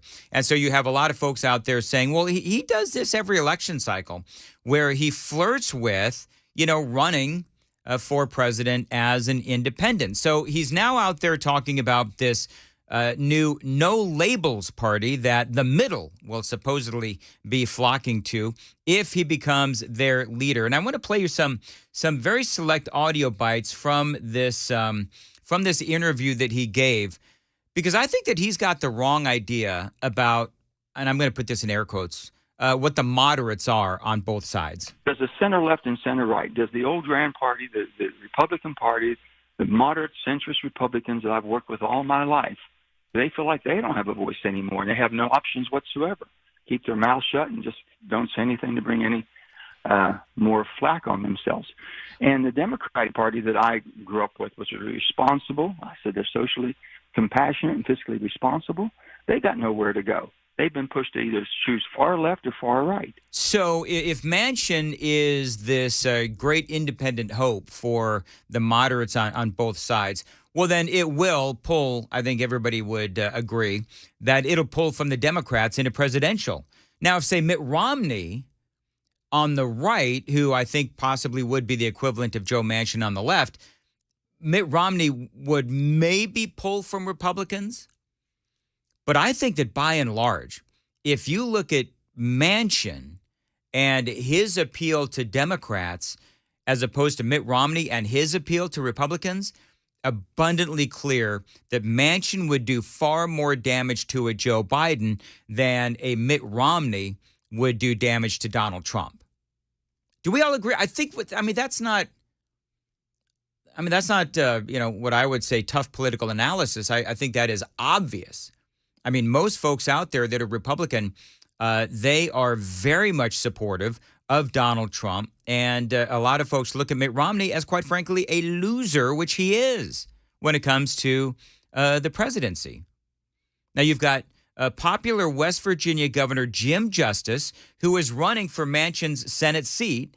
And Justice is a guy who was a moderate Democrat. Some say he was a conservative Democrat who is now decided that he's a Republican. And so he is running against Manchin. And so Manchin, I believe, is thinking that he's going to get his tail kicked. His disapproval rating in West Virginia is 55%. So he doesn't really have anywhere to go. Hence, again, the familiar conversation regarding running as an independent for the presidency. You thought about that? Absolutely. Absolutely. Are you going to do it? Well, I'm thinking seriously. What's the best? For me, I have to have peace of mind, basically. The brand has become so bad, the D brand and R brand. In West Virginia, the D brand, because it's nationally branded. It's not the Democrats in West Virginia. It's the Democrats in Washington or the Washington policies of the Democrats. You've heard me say a million times, I'm not a Washington Democrat. But you know what? I got a lot of friends that aren't Washington Republicans either. You know, I think when I listen to Manchin, and I've got one more audio bite from him that I'm going to play right before the news that proves that he will not appeal to Republicans. That's going to come up right before the news on WTN. But, bottom line is, it sounds like with Manchin, the Democrat Party has left him. And I think that both sides, I think for various reasons, both sides have really gone to their respective corners, if you will. And I think that the vast majority of the American people who are politically in tune, you know what? I think they see politics for what it is these days, sadly, and it's war. And we'll talk about that coming up on Nashville's Morning News. More from Joe Manchin, and coming up after the news at 7 o'clock, big-time update on Donald Trump and what he's going to do as we head into the first Republican debate. Busy Bee Plumbing, Heating, and Cooling. It's getting hotter, of course, here in the middle of August. The last thing you need is your AC going out. You become a Beehive member from my friends at Busy Bee Plumbing, Heating, and Cooling. You're going to ensure that you are running at peak efficiency for maximum comfort. And if your AC does break down in the middle of summer, you get front-of-the-line service when you're a Beehive member. I've been one for 10 years. You get it fixed quickly and efficiently. Call this phone number. Tell them Dan Mandis told you to reach out. 615-775-7833. Really what they specialize in at Busy Bee is maintenance. Becoming a Beehive member means that you get 3 thorough maintenance services a year, including plumbing, plus no overtime charges 24/7, 10% off of all repairs, and so much more. Find them online. It's busybeehvac.com. Again, tell them Dan told you to reach out. 615-775-7833.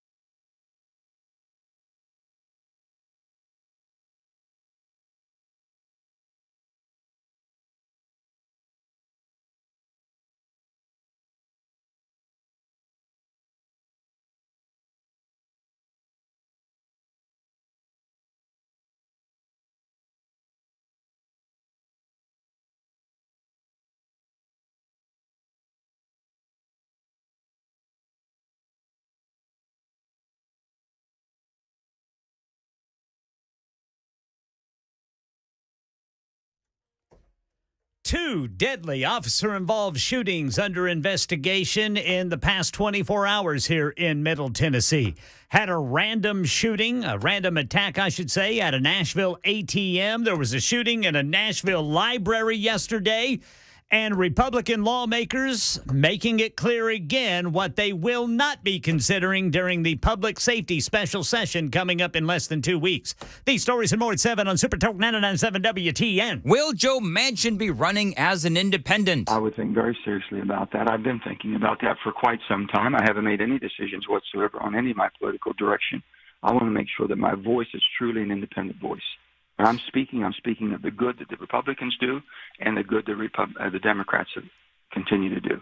And when I do speak, I want to be able to speak honestly about basically the extremes of the Democrat and Republican Party that's harming our nation. The extreme that is harming our nation. We're going to talk about that straight ahead after the news at 7, because that tells me that Joe Manchin clearly does not understand what's going on within the Republican Party or the conservative movement. Details straight ahead on WTN.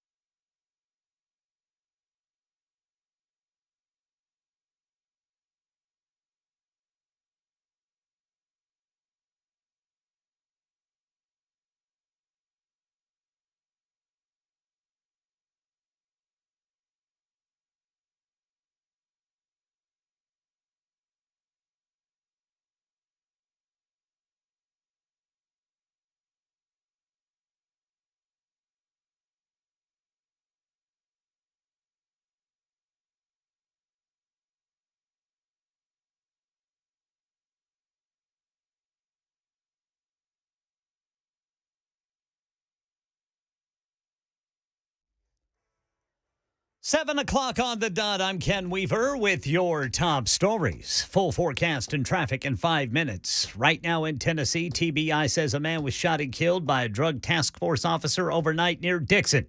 Channel 4's Ryan Breslin on the scene says it happened on I-40 at the Dixon exit around 1 o'clock this morning. We saw an ambulance, the TBI Command Center, the Dixon County Sheriff's Office, Dixon Police, and even a tow truck before everything cleared. The circumstances around this shooting, they are still being investigated. TBI says that they will be updating us later on. 40 eastbound is fully open, but it had been down to one lane for several hours.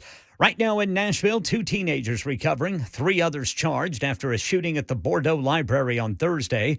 Police say a 16-year-old boy shot himself in the foot before shooting a 14-year-old boy in the groin in the bathroom there at the Bordeaux Library. All the kids know one another. There's been an ongoing dispute, according to police. Elsewhere in Nashville, police say it was a random attack at a Bank of America ATM yesterday in Antioch when an 18-year-old man shot a woman when she pulled up to withdraw money. She's recovering. The gunman in custody. And in Tennessee, Republican leadership in the legislature making it clear there will be no gun restrictions passed in the upcoming public safety special session. Speaker of the House Cameron Sexton telling reporters yesterday the focus will be on making it easier to commit people who are dangerous to themselves or others. There's a lot of gray area. We want to clean up that gray area to make it very clear that if someone is going to harm themselves or others or society and makes those threats, that there's a duty to warn mental health, law enforcement. Now, Republicans want to expand access to mental health care. They support hardening of schools against mass shooters. I should say further hardening of schools, charging people who make threats of violence, strengthening TBI background checks, and increasing sentences for juvenile offenders. That special session convenes August 21st at 4 o'clock. And right now in Hawaii, the death toll stands at 55 from the wildfires. Maui Mayor Richard Bisson Jr. says it likely will go up as they have no estimate for the number of people still missing. The folks that we have located were found outside of the buildings, either on the streets or the sidewalks where they were found, and we don't know exactly. Obviously, the police, the Coast Guard, the National Guard were doing those recoveries. So we haven't yet gone into any of the buildings. This is the worst natural disaster in Hawaii since a tsunami during the 1960s. And way over our heads, Russia on the way to the moon for the first time in 50 years. Up and away. A rocket carrying a lunar landing craft is blasted off from Russia's Vostochny spaceport in the Far East. It's expected to reach the moon on August 23rd, around the same time as an Indian craft which was launched last month. The Russian lander will spend 3 to 7 days orbiting before heading for the surface. India and Russia are aiming to be the first to land near the moon's south pole. That is Tom Rivers reporting from the Foreign Desk. And Market Numbers Report now, brought to you by Beacon Capital Management. Online at beaconcm.com. Looks like Dow futures are mostly flat, up just 0.3%. S&P futures down 2, NASDAQ futures down 20. That's the latest news. Traffic and weather next. I'm Ken Weaver, WTN News.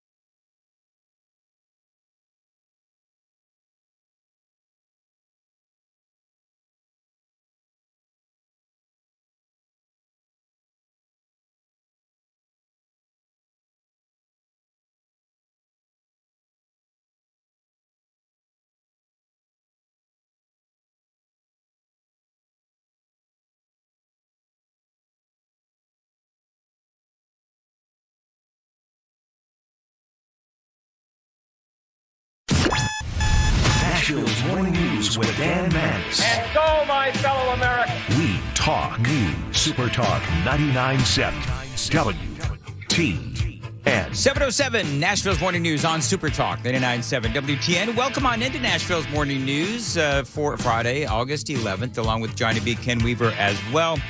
Thank you very much for joining us, and I've got a BS alert coming up because there's so much that Joe Manchin. I'm just going to wrap up this conversation regarding Joe Manchin before I move on to some really, really interesting audio coming up from the guy that was in charge of security at the Capitol on January 6th. Nobody wants to talk about this guy in the mainstream media, Stephen Sund. But what he tells Tucker Carlson, something you have got to hear, especially when we talk about what they're trying to do to former President Donald Trump related to January 6th. And so that audio is coming up here on Super Talk 99.7 WTN. But, you know, speaking of BS, Joe Manchin said this in relation to his desire, his possibility that he is going to run as an independent.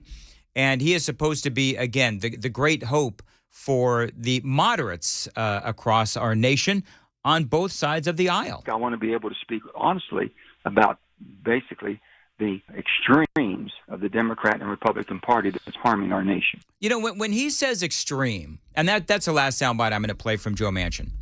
But when he says extreme, I guess part of what I would question is, you know, what is extreme when it comes to the Republican Party? You know, I would say that what he has to say about the extremes on the Republican side of the aisle, I would say that it sounds a lot like bullshit. That's right. BS. Now, here's the thing. When we start talking about the, quote, extremes from the right, well, what do you stand for? I'll tell you what I stand for. A lot of people would say that I'm extreme. Well, if it's extreme to sound the alarm on $32 trillion in debt, and it keeps going up with no evidence in sight, and the only thing that the moderates in Washington, D.C. are worried about is raising the debt limit so that they can borrow more money. If it's extreme to say that we shouldn't do that, that is not fiscal responsibility, well, then sign me up as extreme. I'll wear that label proudly, as a matter of fact. If it's extreme to have concerns about illegal aliens flooding into our country from the southern border, then you know what? I'll proudly be called extreme. I have no issue being called extreme whatsoever.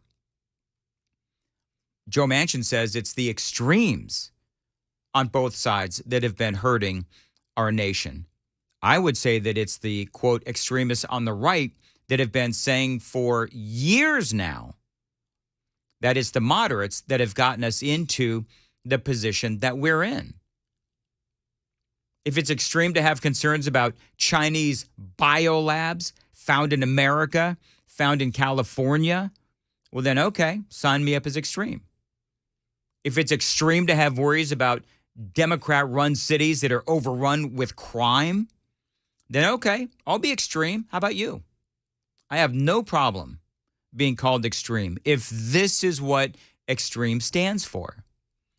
If it's extreme to worry that we have a shortage of recruits for our military because of their wokeness, or a shortage of police officers because of the wokeness on the left, then you know what? Sign me up as extreme. Not a problem whatsoever. If it's extreme to want energy independence, okay, sign me up as extreme. But see, that's what they're trying to paint Republicans as extreme. When in reality, if you look at the situation that we are in right now across America, whether it is our economy or the situation on the southern border, I would blame the moderates on both sides and the extreme on the left.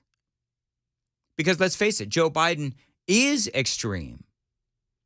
The Democrat Party these days is extreme. And so if Joe Manchin is responding to anything, it should be the extreme on the left. By the way, there's a headline. I don't even know. I just saw this, and maybe this is something that has been out there. But apparently, according to Fox News, this was last night. I totally missed this in my prep this morning. The headline from Fox News: Biden admits the Inflation Reduction Act had less to do with reducing inflation than he originally said. And he says, I wish I hadn't called it that. Well, no crap, Joe. You know how many times that conservatives were called extreme because they were talking about Biden's Inflation Reduction Act?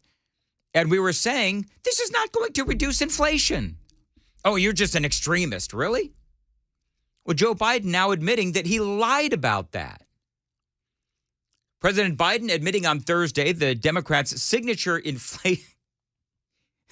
Inflation Reduction Act wasn't as much about actually reducing the then record high inflation facing the nation as he originally touted to the American people.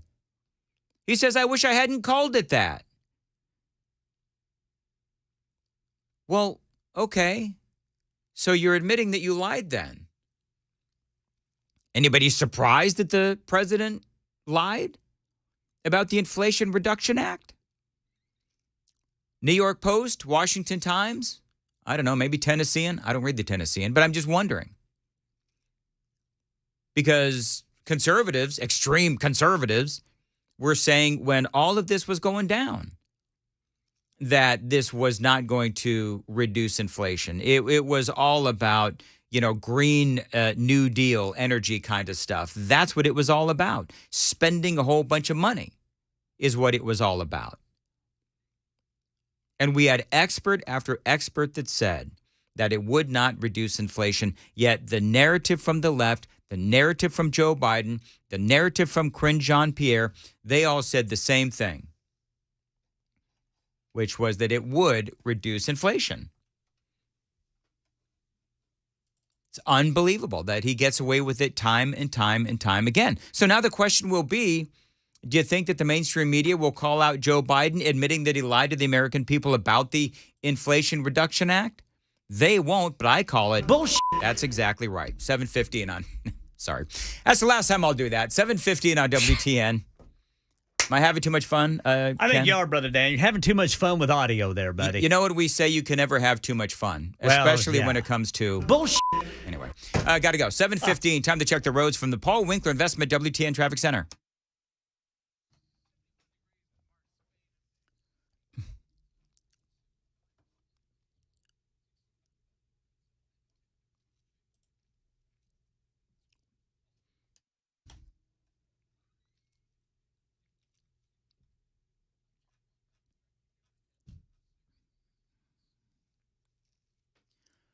Thank you very much. Partly cloudy today, a slight chance of rain, a high near 90. Right now it's 71. This weekend, a chance of a thunderstorm on both days. This weekend, highs both days also near 90 at 7:16 on Nashville's Morning News on Super Talk 99.7 WTN. I find this story so intriguing. Talking about extremes. And talking about, Joe Manchin trying to spin, his, what's remaining of his political career. He doesn't have a lot left. But, trying to say that his, teasing a run as an independent, which would clearly, as everyone knows, pull from the support for Joe Biden and not necessarily from Donald Trump. But here's the thing. When Manchin and others talk about the, quote, extreme Republicans, one of the things that they try to say, one of the things that they try to continue to paint all Republicans as are extremists, the MAGA Republicans, is that they were all about January 6th and how all Republicans are supportive of what happened on January 6th. It's a very nuanced and detailed conversation, which I'm not going to get into here right now because I want to focus on this guy, Stephen Sund, who is the former Capitol Police Chief, and he has done a sit-down interview with Tucker Carlson, Tucker on Twitter, and he talks about what happened on January 6th and the days and weeks leading up to January 6th. And the big question is, as you listen to all of this, and I do realize that for a lot of us, this is well-worn territory. But the question that I would be asking is, why is it nobody else covers this? Why is it always up to, Fox News, maybe, Fox News, Newsmax, and talk radio to do the heavy lifting on this kind of a story? The story is, why is it that the intelligence communities and the law enforcement agencies heading into January 6th, they had all kinds of indications that there was going to be violence on that particular day? Why is it that they chose not to give that information, that there were threats of violence, that there was planning going on? Why didn't they give that information to the guy that was in charge of the Capitol security on that day? Remember the left's narrative, Jack Smith's narrative about January 6th, Donald Trump telling his rabid followers that he won the election and that it was what the left and the Democrats say that he was lying when he said that he won the election. And that somehow he has actually known all this time that he really did lose the election. And they're trying to prevent Donald Trump from running again in 2024. That's what this whole thing is about.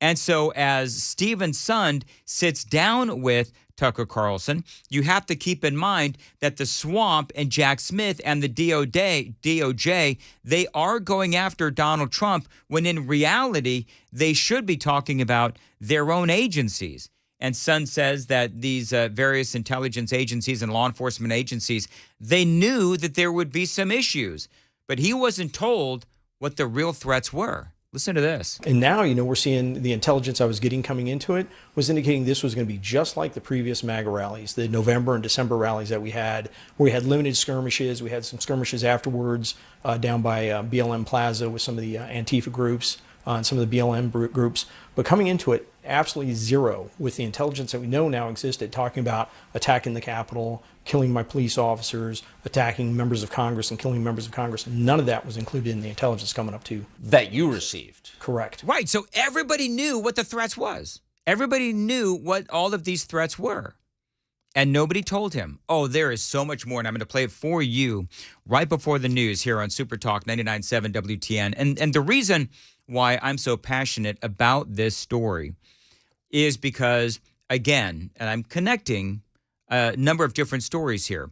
Joe Manchin talking about, quote, extreme Republicans when the left is trying to say, oh, it's the extreme Republicans, those MAGA Republicans who were pro January 6th riot or violence or vandalism or whatever it is that you want to call it. You can call it the insurrection, whatever. I don't care what you call it.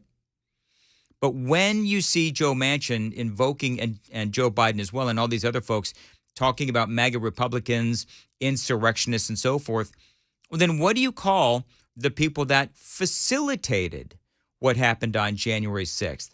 That would be all of the various pro-Joe Biden law enforcement and intelligence agencies that kept this intel from the one guy that could have prevented this whole thing from happening. Yet, they're going after Donald Trump. More audio straight ahead on Super Talk at 7:21. If you're thinking about selling your home, now is the time with my friends at Mark Spain Real Estate and their guaranteed offer.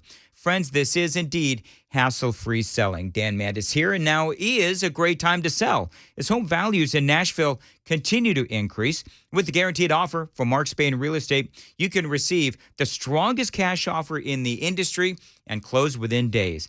You don't have to worry about restaining your deck or fixing the roof or keeping your house clean for showings and open houses this summer. No, this is hassle-free selling with Mark Spain Real Estate and their guaranteed offer. No showings, no open houses, and no costly repairs. So call them today. Tell them Dan Mandis told you to reach out and find out what the guaranteed offer would be on your home at 855-299-SOLD, 855-299-SOLD. You can also find them online. It's markspain.com and start packing.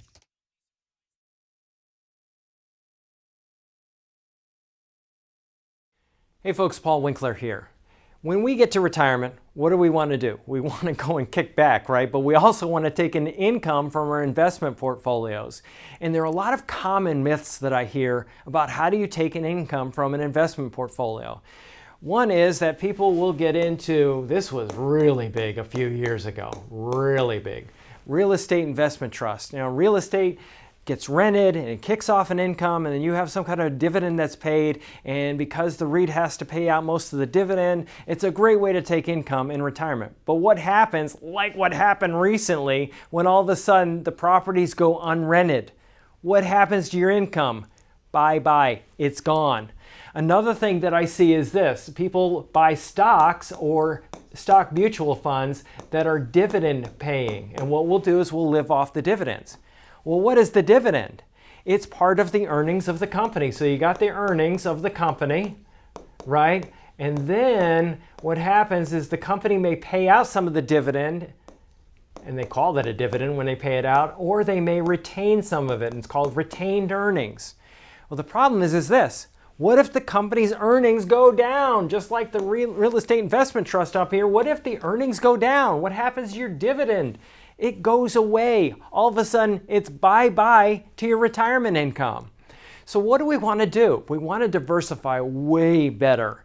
If you look at the academic research on investing and how to take income from a portfolio, quite often what it is saying, okay, I'm going to have some money in various asset classes. Large companies, small companies, value companies, growth companies, international companies, short-term bonds and intermediate bonds, and so on and so forth. And what I do is I look at these different areas of the market, and they have a historic return. And what happens if the portfolio does, this area of the market does better than this one? Well, in that particular year, I'm going to take income from this part of the portfolio. Then the next year, maybe this area does better than everything else. I'll take income from there. So what I'm doing is diversifying, which is an age-old concept. I mean, good grief, Nobel Prize winning concept of investing, and I actually apply it to taking income from a portfolio. So why is it that we often see this kind of stuff? It's because of the fees and the commissions and all of the incentives to sell you things that maybe aren't in your best interest. And a lot of advisors, you look at it, they aren't held to a fiduciary standard. In other words, they don't have to keep your best interest first. Paul Winkler, Inc., we hold ourselves voluntarily to that standard, and we actually disclose it in our disclosure brochures. So if you want to know more about what we do and learn more and educate along the way, go to paulwinkler.com. Set up a free 15-minute phone call so that you can learn more, become an educated investor. First step is easy. paulwinkler.com, free 15-minute phone call, and get started ASAP, because you can't afford to wait. You've got to make sure you get this right. You don't get a second shot.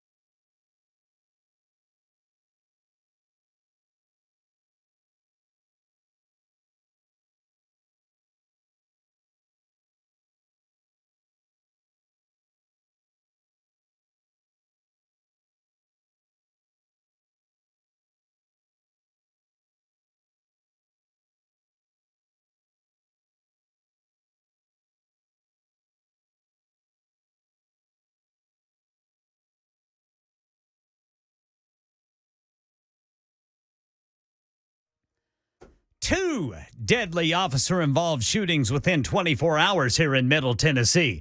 Bullets fly at a Nashville library. Random attack at an ATM. Republican leaders making clear there will be no gun restrictions passed in the upcoming special legislative session. And news out of Hawaii just isn't getting any better. Looking at traffic, we've got that construction slowdown inbound to 40 at Kingston Springs west of Nashville, and the usual slow go where 40 and 24 meet just east of downtown.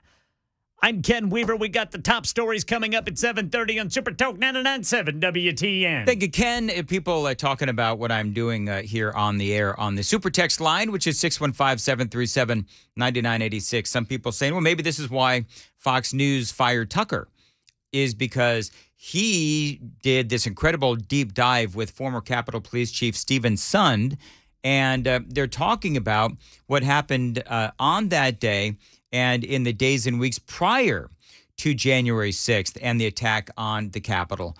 And the thing that I'm focusing on, this was a 55-minute interview. The thing I'm focusing on, and I don't know why I'm surprised, but I am, that you had the FBI, the DHS, even the military, who knew that there were all kinds of threats leading up to that particular day, January 6th, and nobody told Stephen Sund.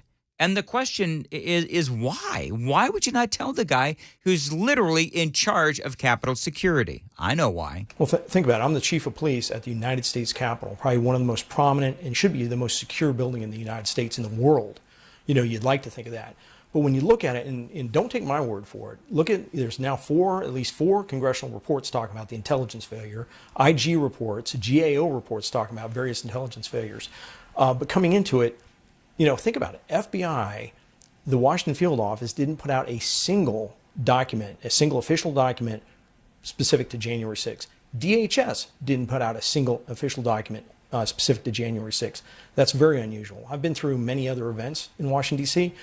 FBI would host a joint conference call at the least. You know, Sund actually had, just to show you how nefarious this whole thing is, he actually had conversations with all of these agencies. And nobody said anything. Even though all the other agencies knew what was going on, it was like they purposely didn't tell him what was going on. And the big question is why?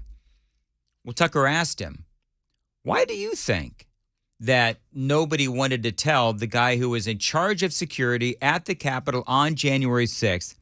Why didn't they tell you what the threats were?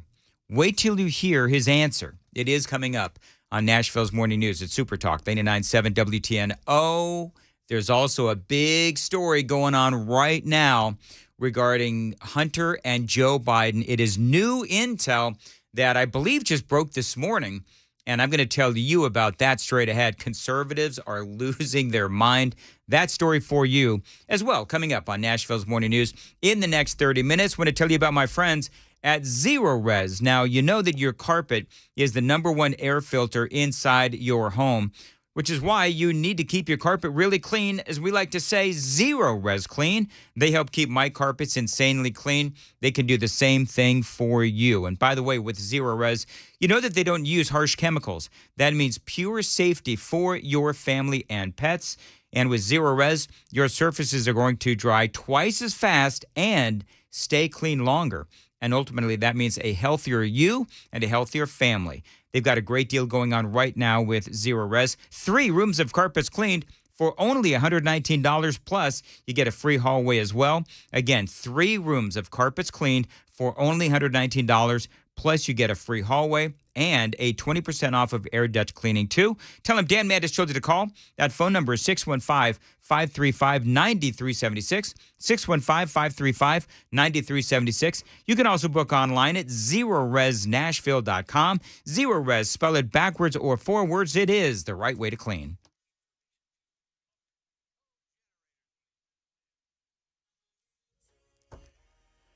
$7:30 on the dot this Friday morning. I'm Ken Weaver with your top stories. And coming into town westbound, you're going to have a crash right there on 4024. Looks like the 2 center lanes are blocked right past where 24 and 40 merge when you get past the airport. And that's coming into downtown. Got the full forecast and traffic coming up in 5 minutes. Right now in Middle Tennessee, TBI's investigating after a drug task force officer shot and killed a man in Dixon County overnight. Here in Nashville, Metro Police investigating shots fired inside the Bordeaux Library yesterday. Channel 4's Joylyn Bukovac tells us. Metro Police say 2 teenage brothers followed a 14-year-old as he walked into the library's bathroom. Then multiple shots were fired. Investigators believe one of the brothers shot himself in the foot before shooting the 14-year-old in the groin. Now, all the teenagers involved in an ongoing dispute. Right now in Nashville, a woman recovering at the hospital after getting shot at an ATM in Antioch yesterday. Police arrested and charged an 18-year-old. They say it was random. The shooting at that Bank of America ATM on Murfreesboro Pike and Bell Road.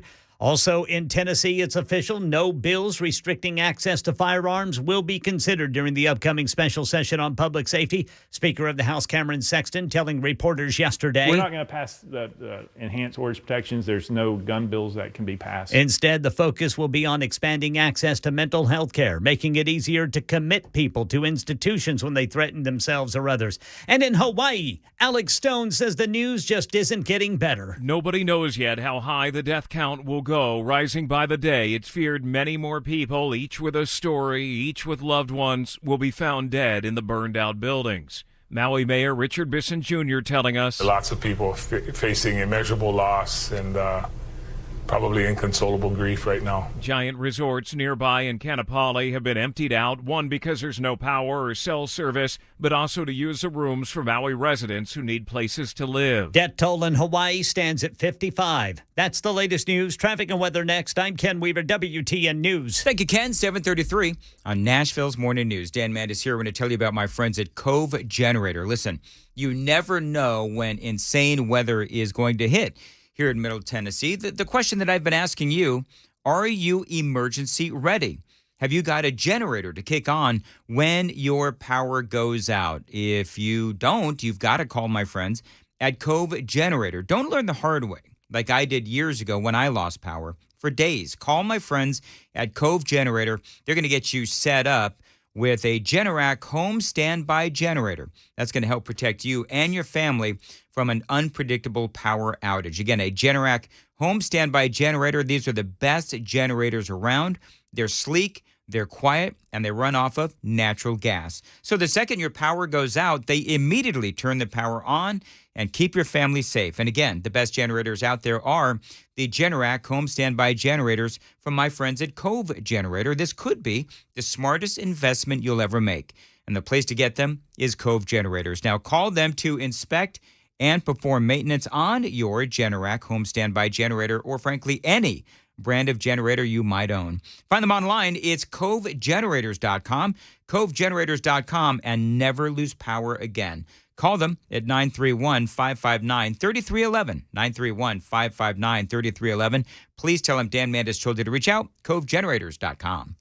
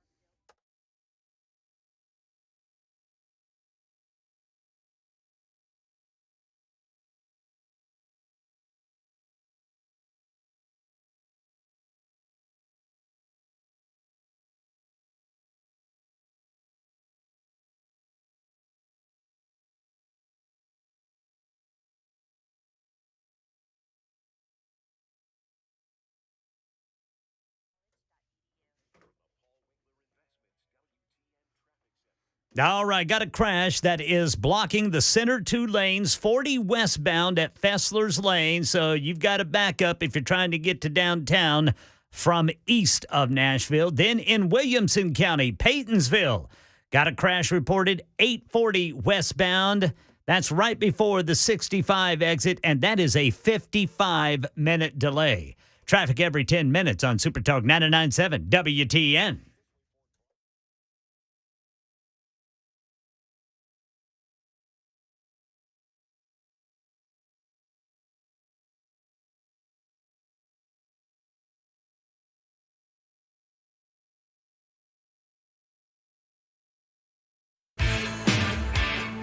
.738 Nashville's Morning News on Super Talk 99.7 WTN. Man, I got a lot to cover in the next few minutes. So let's get to it, shall we? A couple of things. First of all, I want to put a wrap on this whole conversation with Stephen Sund. This is a discussion that our friend Tucker Carlson was having with the former Capitol Police Chief, again, Stephen Sund, where he's talking about, and I'm just focusing on this one part of a 55-minute discussion about why it is that the various law enforcement and intelligence agencies did not share with him all of the threats of violence leading to January 6th. And so the question is, why wouldn't they?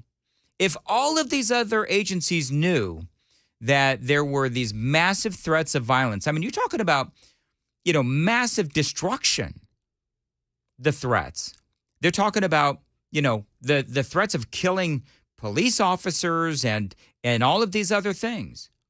And so why wouldn't they tell the one guy who is in charge of the Capitol Police and in charge of the security at the Capitol? I mean, this was, and this has been well documented. You won't see this really in the mainstream media, but this has been what I would call a massive cover-up.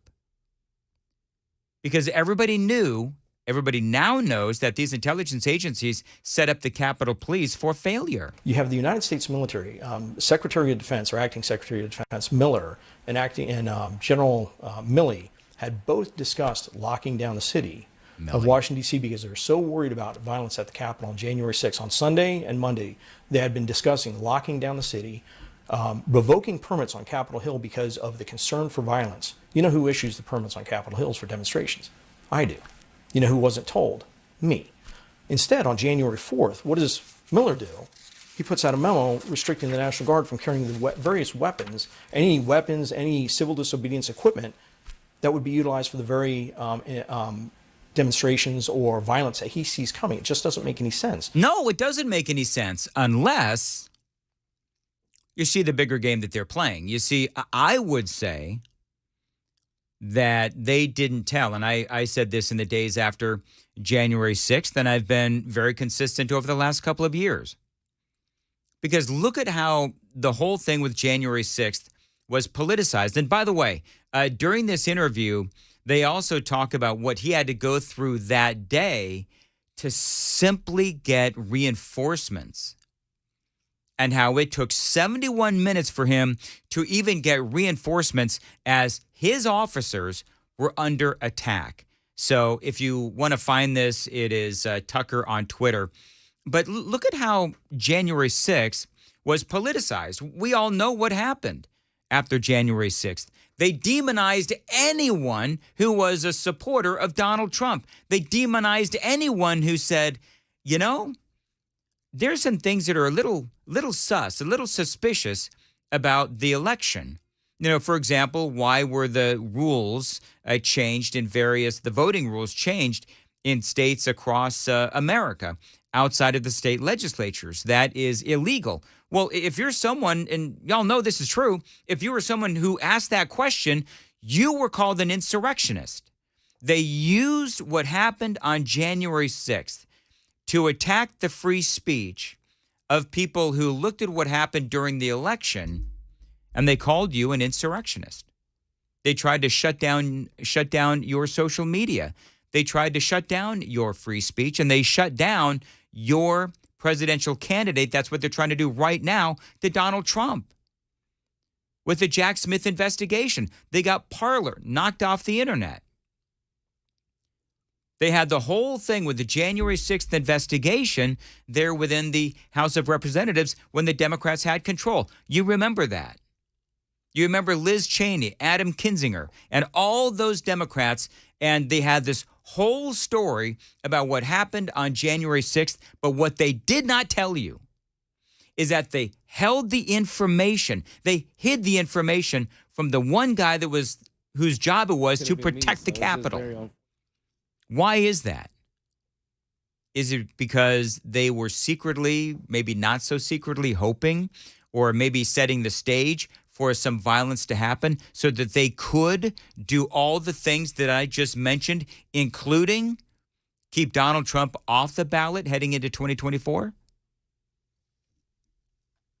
I mean, I realize that it sounds like a conspiracy theory. I do. I fully understand that it sounds like a conspiracy theory. But you know what?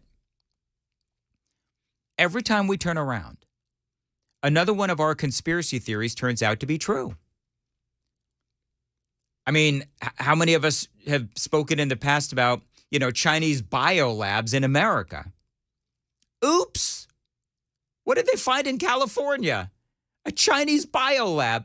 Holy cow. Yeah, they did. I told you about that a little bit ago. Paid for, by the way, by the fine taxpayers of California. Well done, Gavin Newsom. Well done. Anyway, bottom line is for Stephen Sund, one last question from Tucker Carlson. And the basic question was, they kept all of this from you. Well, why? No, the intelligence, no coordination, no discussion in advance. It's almost like they wanted it to be watered down, the intelligence to be watered down for some reason. I talked about a little bit in the book that maybe they were concerned for the Trump invoking the Insurrection Act, and they're worried about that. But I've had people, there's other, thoughts out there.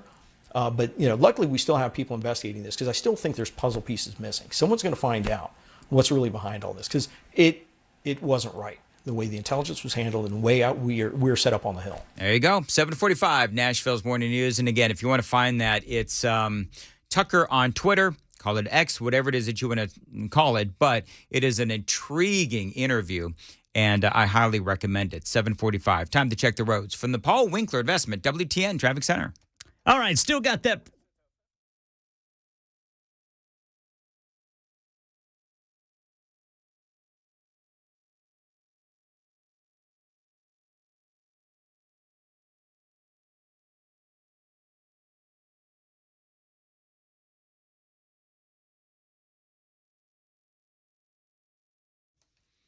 Very much. Thank you very much, I should say. Partly cloudy, slight chance of rain, a high near 90. Chance of a thunderstorm both days this weekend.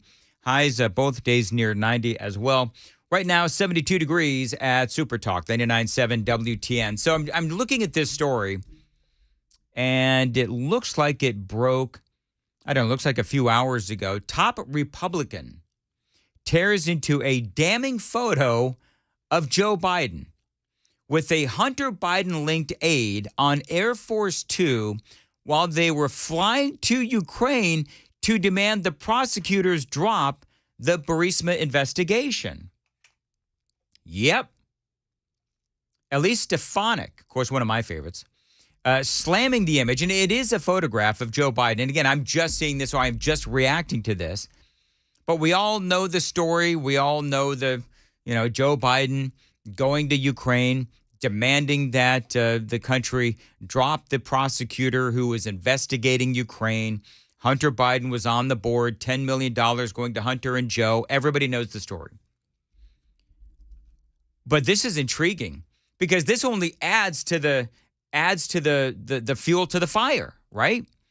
Because Biden will sit there and he'll tell you many, many different ways that, he had no idea what Hunter was working on with Burisma. He never spoke to Hunter Biden about anything related to his foreign business entanglements. Now, we all know, because you listen to WTN and you pay attention, and I listen and work at WTN and I pay attention, we all know that there is an abundance of evidence out there.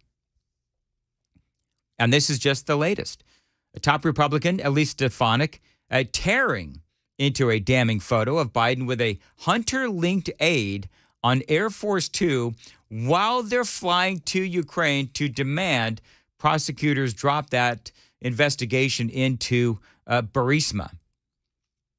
Congressman Stefanik slamming the image of the then vice president with Amos Hochstein, Biden's current special presidential coordinator, which was taken on December 6th of 2015.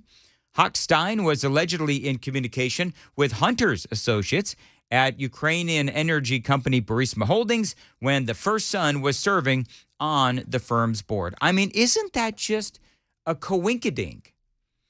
That even though you've got Joe Biden, who never spoke to Hunter about any of his business dealings, and they only talked about, the weather when Joe was on the cell phone conversations, on speakerphone, dining with some of the business associates as well, that, they were only talking about the weather. But isn't it crazy that this Hunter Biden-linked associate was with Joe Biden on Air Force Two, on the way to Ukraine to ensure that it was that the investigation was dropped?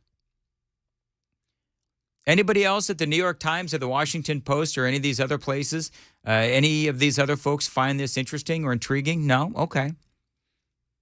Hochstein still works again in the Biden administration. A damning Republican Senate report in 2020 said Hochstein repeatedly warned that Hunter's position on the Burisma board would spark conflict of interest allegations. Well, yeah, there's clearly conflict of interest there with Joe Biden and Hunter Biden. The funny thing is that they, as in the Biden people and the folks on the left and the media, they don't see that it was any kind of a conflict of interest. That in and of itself is disturbing. But, honestly, they simply put, they just do not care. It is 7:49 on Nashville's Morning News on Super Talk 99.7 WTN. There is a lot more going on. Big announcement from Donald Trump, and I'm going to tell you what that announcement is coming up right before the news on Super Talk 99.7 WTN. By the way, we still have some tickets available for our big Super Talk Live event. It is coming up on Tuesday, August 15th, J Street Korean Grill and Bar in Hendersonville. If you do nothing else, I want you to go check out the video with our own Chris Hand, where he visited J Street Korean Grill and Bar, and you want to get a sample of what this place is like.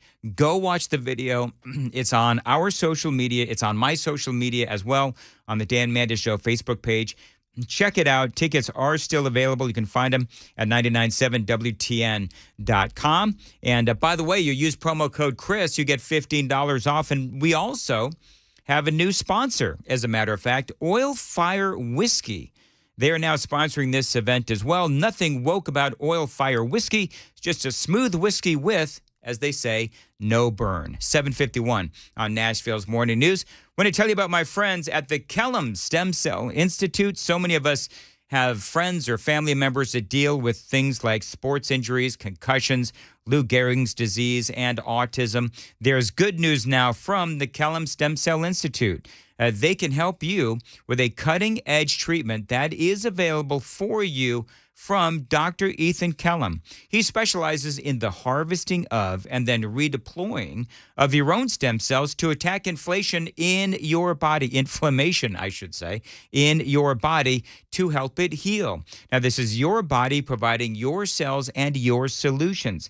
And Dr. Ethan Kellum can help you today. He has just been named as an official doctor for the Tennessee Titans and just got back from Hungary, where he was working with Team USA. So at the Kellum Stem Cell Institute, yes, they can help you. They're going to attack your inflammation in your body to help it heal. This is an amazing new cutting-edge technology. Find out more, 615-850-4415. They can also store your cells indefinitely so that you can use them when you need them. Dr. Kellum and his staff can also help you with congestive heart failure and lung issues, from asthma to arthritis. They can help you today, and they now accept credit care. 615-850-4415. The Kellum Stem Cell Institute. You can find them online. It's KellumStemCellInstitute.com. That's the KellumStemCellInstitute.com. Your body, your cells, your solution.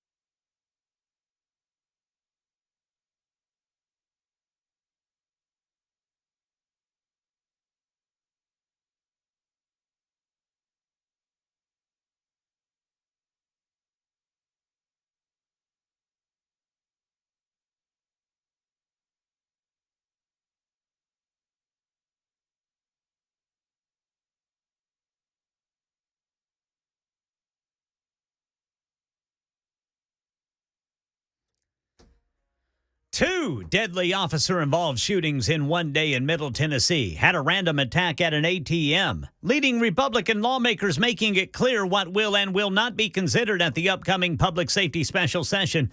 The news keeps getting worse out of Hawaii.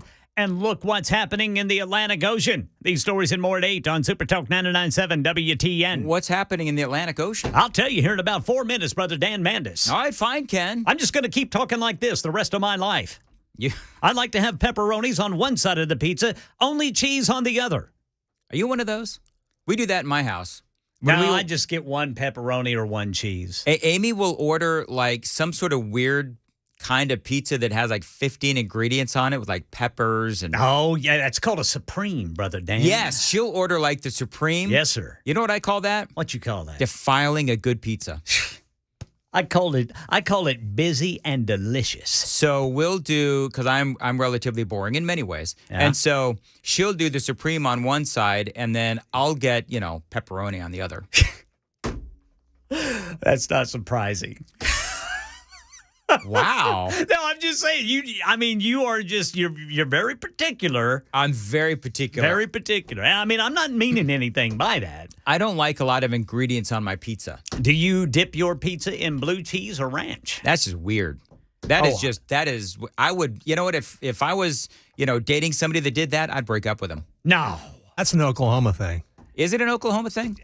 Hey, by the way, speaking of other states, Donald Trump, here's a big announcement. Yeah, Donald Trump is now announced that he is, along with all the other Republicans, going to Iowa this weekend. So big news for Donald Trump. 7:58, Nashville's Morning News on WTN.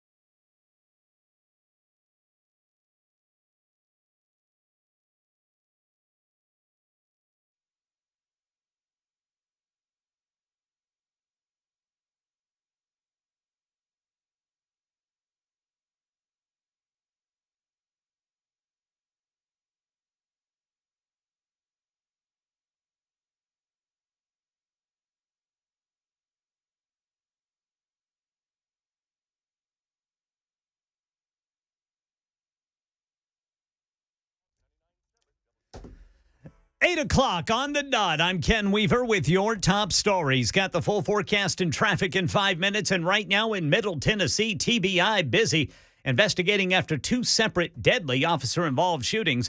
Overnight in Dixon, a man killed by an officer with a drug task force. And then in Wilson County yesterday, a 60-year-old man died after deputies say he refused to drop a gun near Watertown. They'd gone to check on a welfare call there. Here in Nashville, police say a woman was shot as she pulled up to an ATM near Murfreesboro Pike and Bell Road. Channel 4 talked to a customer who says he's been going there for years. Could have been me, so it's just very unfortunate. We probably need to get a security guard out here now, kind of make sure that more people feeling more safe. Now that woman's recovering at the hospital. The 18-year-old who shot her is in custody. Right now in Tennessee, no gun bills will be considered in the upcoming special session to enhance public safety. Lieutenant Governor Randy McNally supports the governor's order of protection if someone's dangerous, but even he says it's not going to happen. Well, I think the votes aren't there. Speaker Cameron Sexton says they'll consider legislation that makes it easier to commit someone voluntarily or involuntarily, which might have helped avoid what happened at Covenant School in March. She could have been committed for a little bit to be observed, and that would have, in the system, would have limited her ability to purchase guns and do what she did. Special session starts Monday, August 21st. And right now in Hawaii, wildfires blamed for 55 deaths. That number's likely to increase. Here's Whit Johnson. Helicopters flying over the island, once covered in lush greenery, areas now resembling a smoldering desert. One man forced to jump into the ocean to save himself after battling the flames for 3 hours. And I ran to the ocean and I gave in. Everything gone. Displaced residents encouraged to stay in shelters on the island, the west side of Maui, without any power or water. So many people could not get away from flames moving in 80-mile-an-hour winds. Amid the heat wave in the south and the wildfires in Hawaii, the Atlantic Ocean's quietly given birth to 5 named tropical storms this year, Jim Ryan says. Weather experts anticipate a rise in storm activity through the rest of the summer. Meteorologists say the bays around the Florida Keys this summer have held among the hottest ocean water ever recorded anywhere at 101 degrees. NOAA's Matthew Rosenkrantz says, should these warmer waters hold on into later in the season or November, it would be more conducive to having a late season storm. Warm waters supercharge Atlantic storms, and NOAA now predicts up to 5 major hurricanes before Thanksgiving. Market Numbers Report. Market Numbers brought to you by Beacon Capital Management. Online at beaconcm.com. Dow futures off 75. S&P down 15. NASDAQ off 95. That's the latest news. Traffic and weather next. I'm Ken Weaver, WTN News.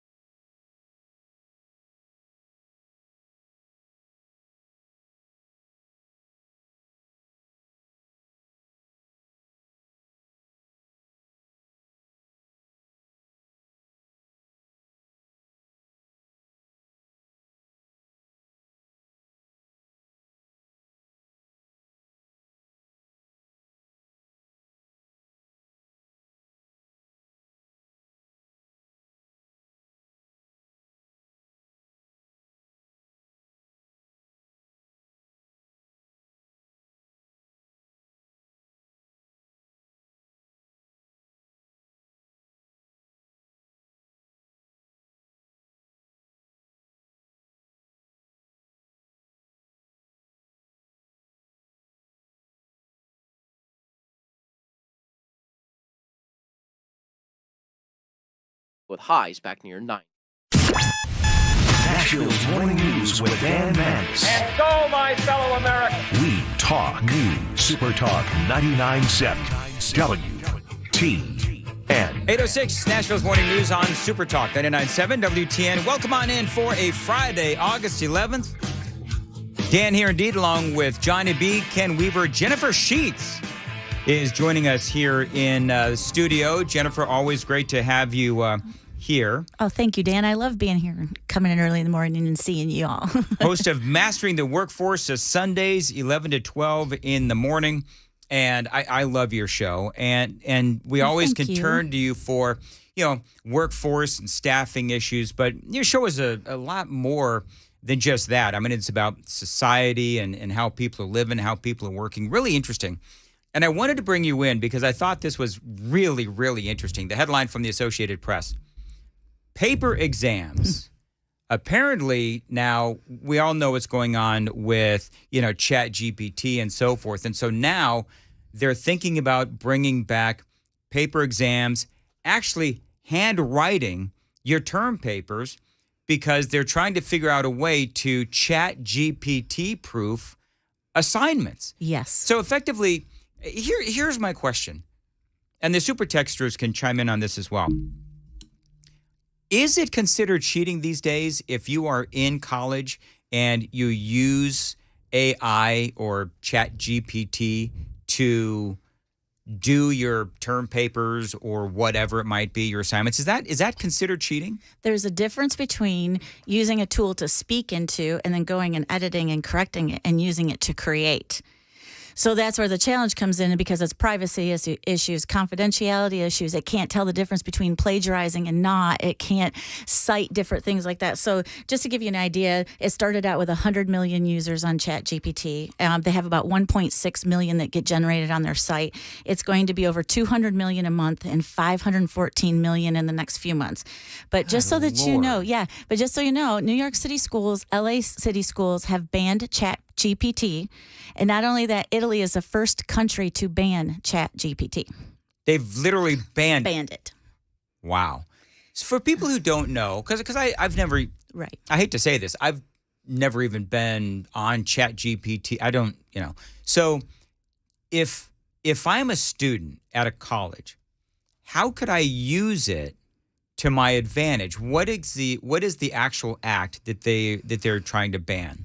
It is saying, okay, I'm gonna download this app and I'm gonna say, let's write a term paper on George Jefferson and what impact he had in this type of political environment. You just put all your parameters in there and it generates it. It's very similar. So the writer's strike that's going on right now. We talked about this on my show a few weeks ago on Sunday. This is a huge issue with that. It falls hand in hand with what you're talking about today because there's a app called Jasper.ai, and what that whole thing with the writer's strike was they're trying to get rid of so many writers. They could just say, hey, I just say an idea like you and I are sitting in the studio today and a box of money falls in and it writes a screenplay. Yeah. And then all they do is give it to small groups of writers instead of large writers to fine tune it to make it more conversational. The issue that comes in with ChatGPT is because it cannot decipher copyright infringement, plagiarism, and it cannot make human assumptions, I guess you could say, like how we interpret material. It's not interpretive. So a lot of these college professors are saying that even if someone used it, they can tell when they use it because it would be the equivalent to an F2. Some professors say an F- paper because of the quality of it. But people think, and it's very much the same. So it's discriminatory in the sense of ChatGPT, people don't understand, is only as good as the coding developer that put it in there. So whatever their ideas are, language that they program in, it's only as good as that. And they say, well, you can keep improving. That's the argument on it, that you keep making it better and better. The machine learns. The machine learns by the human that put the information into it. It's all mathematical. It's algorithms and things like that. But yet we're trusting in this to make every decision we have as opposed to using it to make life easier. Well, if I can get political, every time I think of plagiarism, I think of the President Joe Biden. And so it seems like in today's world, plagiarism is okay. We've got somebody who has literally been found to have plagiarized major parts of his speeches. We can talk about how much he lies and all that other stuff. But the point is, it seems like these days, borrowing whether it's information, writing, whatever. It just seems like it's okay. Even on social media, people are constantly sharing and tweeting and retweeting. It's just like everybody is sharing everybody else's information. So some people would say, and I've actually had this argument with people, some people would say, well, it doesn't matter as long as they get the information out there. But there, as you said, there's a difference between borrowing or, giving with footnotes. I remember when I was in school, you had to footnote everything. Like cursive writing. But these days, you don't have to, that's what they're trying to prevent is, students actually stealing these things. And so is the answer, going back to the original topic about going back to paper exams and, handwritten reports and notes and everything, is that the answer?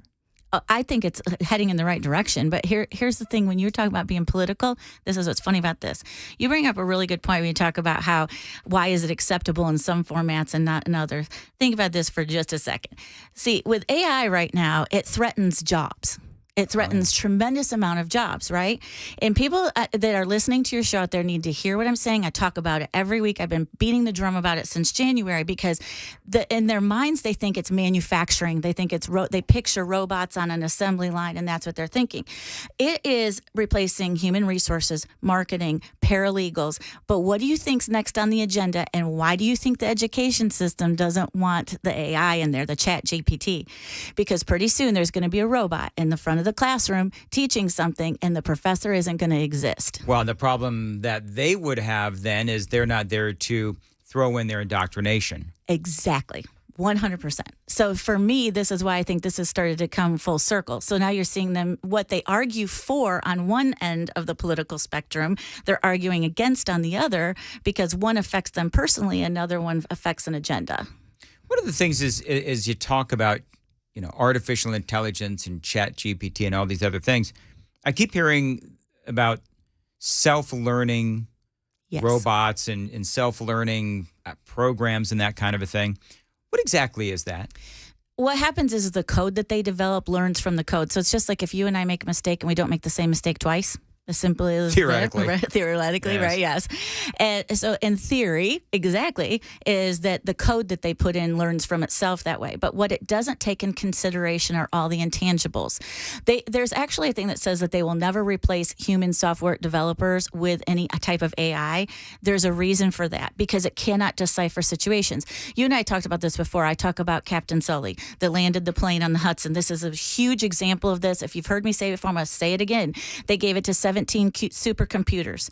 I mean, all over the world. It took, 17 tries before it was actually able to successfully do what he did in a second, right? And how I put this is, you know how people are really for the autonomous vehicles and putting the AI in it? Okay, what if it was an airplane? Mm-hmm. How would you feel if you got an airplane and there was not a human being in that?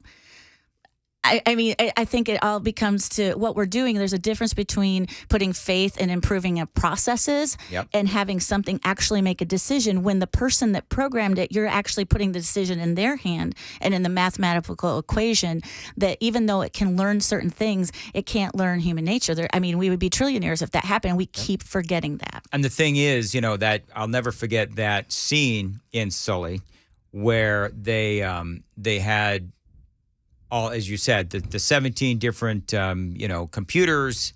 They tried all this. They couldn't make it work. And they did. They took out the part about actual experience and human experience and all the things that humans actually bring to the table.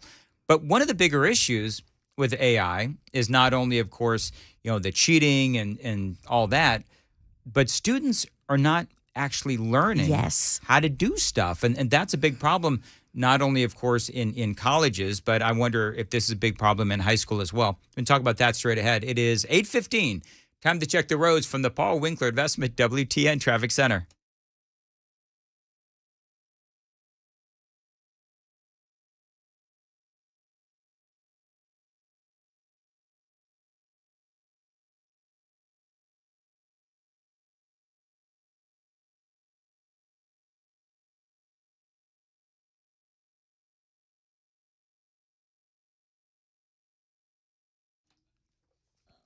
Thank you very much. Thank you very much. Partly cloudy, a slight chance of rain, a high near 90. Chance of a thunderstorm both days this weekend. Highs near 90 as well.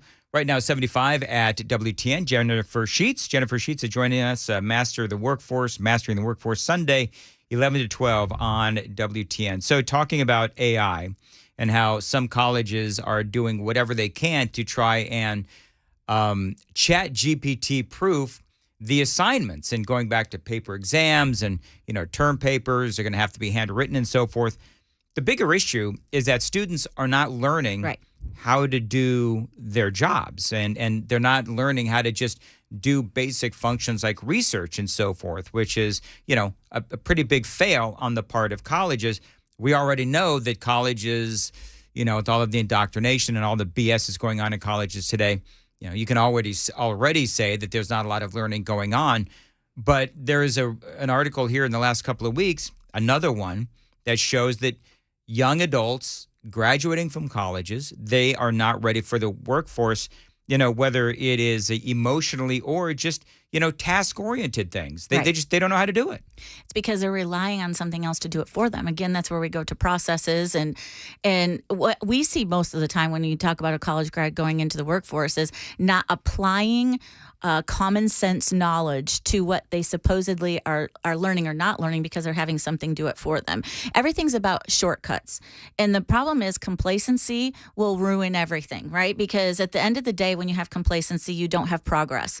And you have somebody else that's going to come around and do it bigger and better than you. And they don't understand how to grow in a workforce. Like, how when you get into a career and you want to work your way up and you learn and you put skin in the game and you put that, you're like the commodity, right? So you want to learn and make sure that you're putting all the best foot forward for yourself, right? But what happens is they don't understand that. They think everything is handed to you and it's supposed to be this way, that way, this way, that way. And they just look at like, oh, why don't I use this tool or why don't I use that? Everything is a tool to use to get somewhere faster. There's a saying about there is no elevator to success. You have to take it one step at a time. And to me, that's the thing that's missing. And colleges, what they don't do is that you can teach something out of a book all day long, but I think that I wish that more college professors had real world experience in the various fields that they are teaching it. Now, does that mean that all of them don't? No, I don't mean that. But there certainly is a majority of them that don't have, they've never worked in a company. They don't understand how the real world works. And we've had a lot of people that come to us when we've tried to transition them from college into a career that just really have no clue how those work hand in hand. And so that's going to be the biggest challenge is how do you apply what you learn to the real world and make a difference? Sofa, you brought flooding back memories of my very first broadcasting teacher in junior college, and he had never worked in broadcasting, never worked as a DJ, never stepped foot in a radio station, yet here he is, and I always thought that was peculiar, and I didn't realize at the time, but you're right about how there's so many college professors who they teach stuff, but they don't know the real world ramifications of not only what they're teaching, but also the ins and outs of the industries that they're teaching. And this guy, he admitted himself, I could step into a broadcast studio today, I wouldn't know what to do, because he knew about broadcasting, FCC regulations, and that kind of thing. But he was teaching radio, and he knew nothing, really about the practical experience of running a radio station or being a disc jockey or whatever. Now, the question I have, we're running out of time, but how young does this go? Like, we know it's happening in the colleges. How pervasive is it in the high schools? And as this goes forward, there's going to be an entire generation of kids who are growing up using ChatGPT. What's going to happen to them? That's going to be the problem, because when you go to college now, you have to write an essay.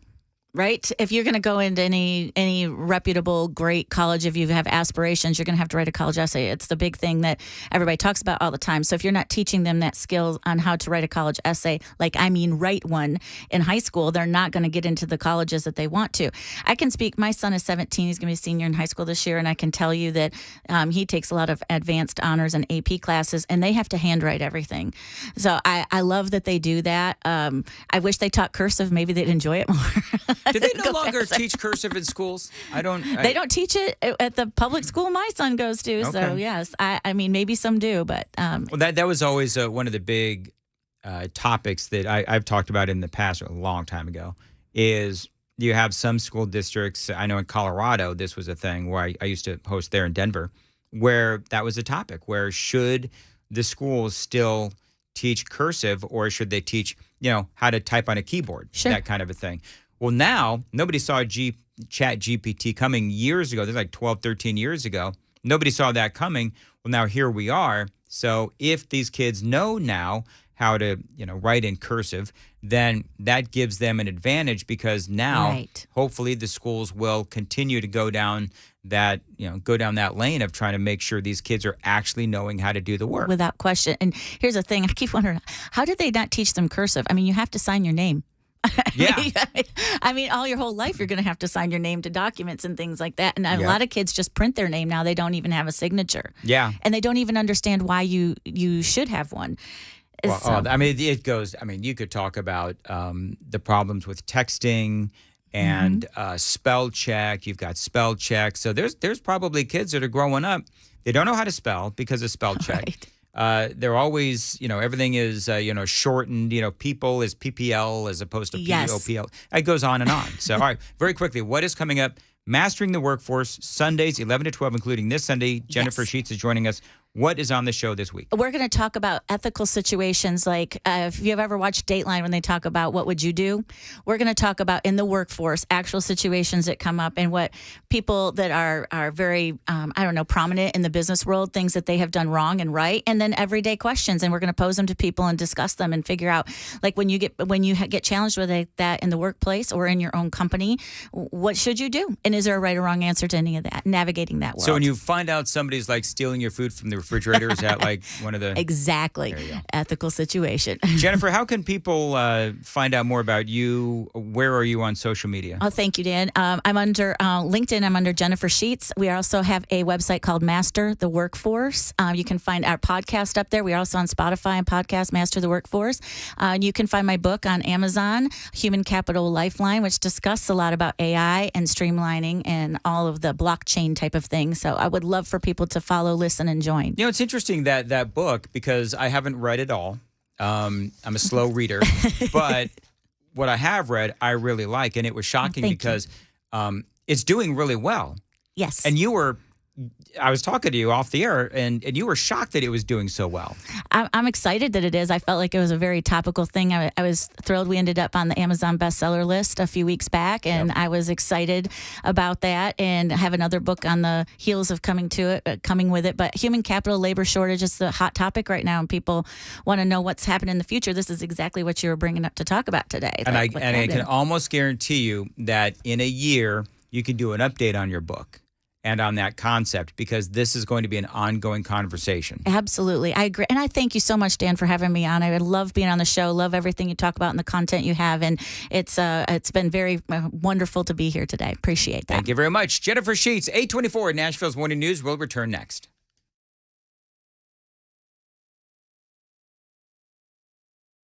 Hey folks, Paul Winkler here. When we get to retirement, what do we want to do? We want to go and kick back, right? But we also want to take an income from our investment portfolios. And there are a lot of common myths that I hear about how do you take an income from an investment portfolio. One is that people will get into, this was really big a few years ago, really big, real estate investment trust. Now, real estate gets rented and it kicks off an income, and then you have some kind of dividend that's paid, and because the REIT has to pay out most of the dividend, it's a great way to take income in retirement. But what happens, like what happened recently, when all of a sudden the properties go unrented? What happens to your income? Bye-bye, it's gone. Another thing that I see is this: people buy stocks or stock mutual funds that are dividend paying, and what we'll do is we'll live off the dividends. Well, what is the dividend? It's part of the earnings of the company. So you got the earnings of the company, right? And then what happens is the company may pay out some of the dividend, and they call that a dividend when they pay it out, or they may retain some of it, and it's called retained earnings. Well, the problem is this: What if the company's earnings go down? Just like the real estate investment trust up here, what if the earnings go down? What happens to your dividend? It goes away. All of a sudden, it's bye-bye to your retirement income. So what do we want to do? We want to diversify way better. If you look at the academic research on investing and how to take income from a portfolio, quite often what it is saying, okay, I'm going to have some money in various asset classes. Large companies, small companies, value companies, growth companies, international companies, short-term bonds and intermediate bonds and so on and so forth. And what I do is I look at these different areas of the market and they have a historic return. And what happens if the portfolio does this area of the market does better than this one? Well, in that particular year, I'm going to take income from this part of the portfolio. Then the next year, maybe this area does better than everything else. I'll take income from there. So what I'm doing is diversifying, which is an age-old concept. I mean, good grief, Nobel Prize winning concept of investing. And I actually apply it to taking income from a portfolio. So why is it that we often see this kind of stuff? It's because of the fees and the commissions and all of the incentives to sell you things that maybe aren't in your best interest. And a lot of advisors, you look at it, they aren't held to a fiduciary standard. In other words, they don't have to keep your best interest first. Paul Winkler, Inc., we hold ourselves voluntarily to that standard, and we actually disclose it in our disclosure brochures. So if you want to know more about what we do and learn more and educate along the way, go to paulwinkler.com. You've heard me rave about Advanced Hair's Nashville arrival, and I've got some exciting news for those interested in their breakthrough solution for hair loss. Now, for a limited time, Advanced Hair is offering my listeners their best offer ever. It is their summer savings event where you'll get the most hair for your dollar. Now, their quick and simple one-day treatment uses your own natural hair, and the results are second to none. Just look at the before and after photos at their website, advancedhair.com. Now, with Advanced Hair, your new hair does begin to regrow the very next day, and it can grow for life. And yes, it is even guaranteed to grow. Now, if you have a flexible summer calendar and you've been waiting for the best offer of the year, well, guess what? It's here. Schedule your free consultation and get the summer savings event details while still available. Call them. Tell them Dan Mandis told you to call. 629-348-HAIR. 629-348-HAIR. One-day treatment, life-changing results with Advanced Hair. Your new hair is guaranteed to grow the very next day. You can find the savings details at their website, advancedhair.com.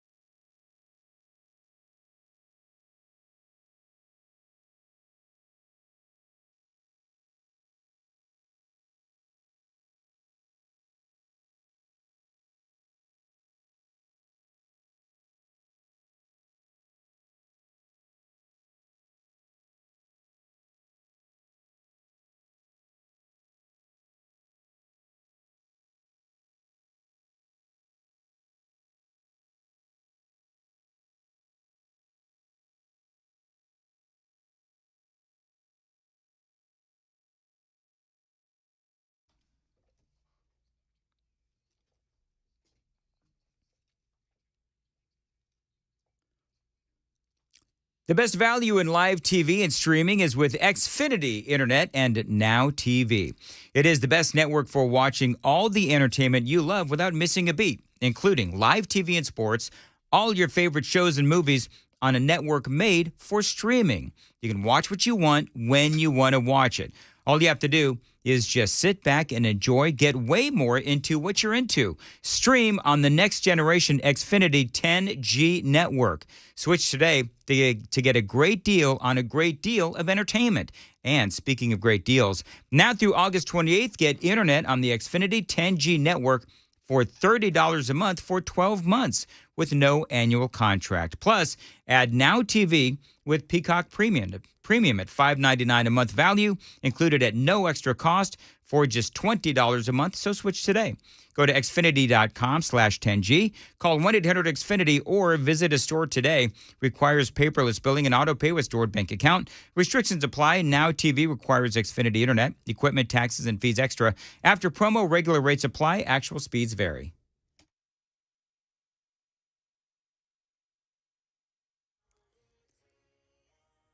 I'm Ken Weaver with your top stories. Got the full forecast and traffic in 5 minutes. Right now in Middle Tennessee, TBI is investigating after 2 separate deadly officer-involved shootings within 24 hours. One overnight in Dixon, then one yesterday afternoon in Wilson County. Right now in Nashville, 2 teenagers recovering, and 3 of them are charged after a shooting at the Bordeaux Library yesterday. Police say a 16-year-old boy shot himself in the foot before shooting a 14-year-old boy in the groin. He had followed into the bathroom there at the library. Elsewhere in Nashville, police believe it was a random attack at a Bank of America ATM in Antioch when an 18-year-old man shot a woman after she pulled up to withdraw money. She's recovering. The gunman is in custody. And in Tennessee, Republican leadership in the legislature making it clear there will be no gun restrictions passed in the upcoming public safety special session. Market Numbers report. Market Numbers brought to you by Beacon Capital Management. Online at beaconcm.com. Here's Jim Ryan. Mixed readings on inflation this week have investors looking for direction as they prepare to close out the week. Before the bell, Dow and S&P futures were down a fraction, while the Nasdaq Composite was set to give up 0.2% at the outset. On Thursday, the Dow Jones gained 53 points and closed at 35,176. The Nasdaq Composite finished ahead 0.12%. The S&P picked up a fraction. Amazon is cutting dozens of its own house brands. People familiar with the matter tell the Wall Street Journal the retail giant is eliminating most of its clothing and private label furniture brands to reduce costs and address antitrust issues. Amazon representatives are set to meet with the Federal Trade Commission next week. First, it was Netflix and then Disney, the parent to ABC News. Analysts predict that more streaming services will soon stage their own crackdowns on password sharing. Netflix has added nearly 6 million subscribers by forcing borrowers to sign up. 3 minutes after the opening bell, and it's all red on the screen. The Dow is down 89, S&P down 20, NASDAQ down 111. That's the latest news, traffic, and weather next. I'm Ken Weaver, WTN News. Thank you, Ken. 8:33 Nashville's Morning News. If you think that all personal injury attorneys are the same, I want you to think again. How many do you know that would write a book with all you need to know after an accident? Now, John Griffith did. He is the personal injury attorney that I recommend, that I endorse, because, well, many reasons, but number one, he did write this book for your information. It is called The 10 Worst Mistakes You Can Make in Your Tennessee Personal Injury Case, and he does offer it for free on his website. Now, a lot of personal injury attorneys, they don't want you to have this information. They want you to just trust them, but not John. John wants to arm you with all the questions you need answered. For example, you need to know how much is your case actually worth. Well, John is going to help you figure that out. John is also going to tell you what you need to know before talking to an adjuster. Check out that book. It is on his website for free, griffithinjurylaw.com. Check out personal injury attorney John Griffith if you need him now or later. This is the guy you need to reach out to, John Griffith, 615-807-7900.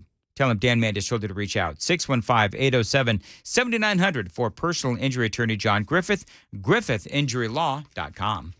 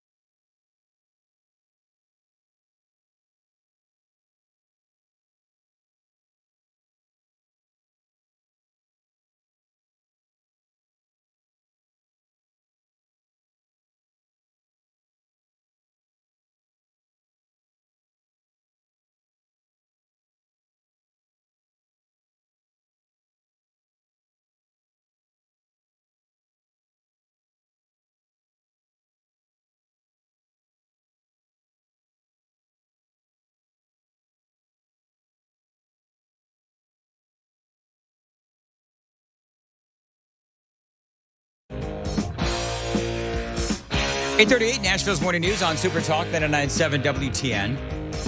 Time for the gang of four amigos. Johnny B, good morning. Good morning. Ken, what's going on? Hi, good morning, boys. Yeah. Chris Hand is here. Hello, Chris. Hello. Now, the great thing is, like, I had Jennifer Sheets in here.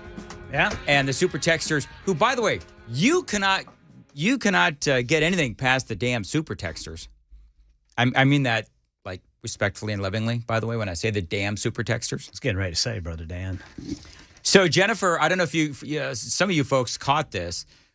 We were talking about Chat GPT and about how, if, you have to do a term paper on, and she said, George Jefferson.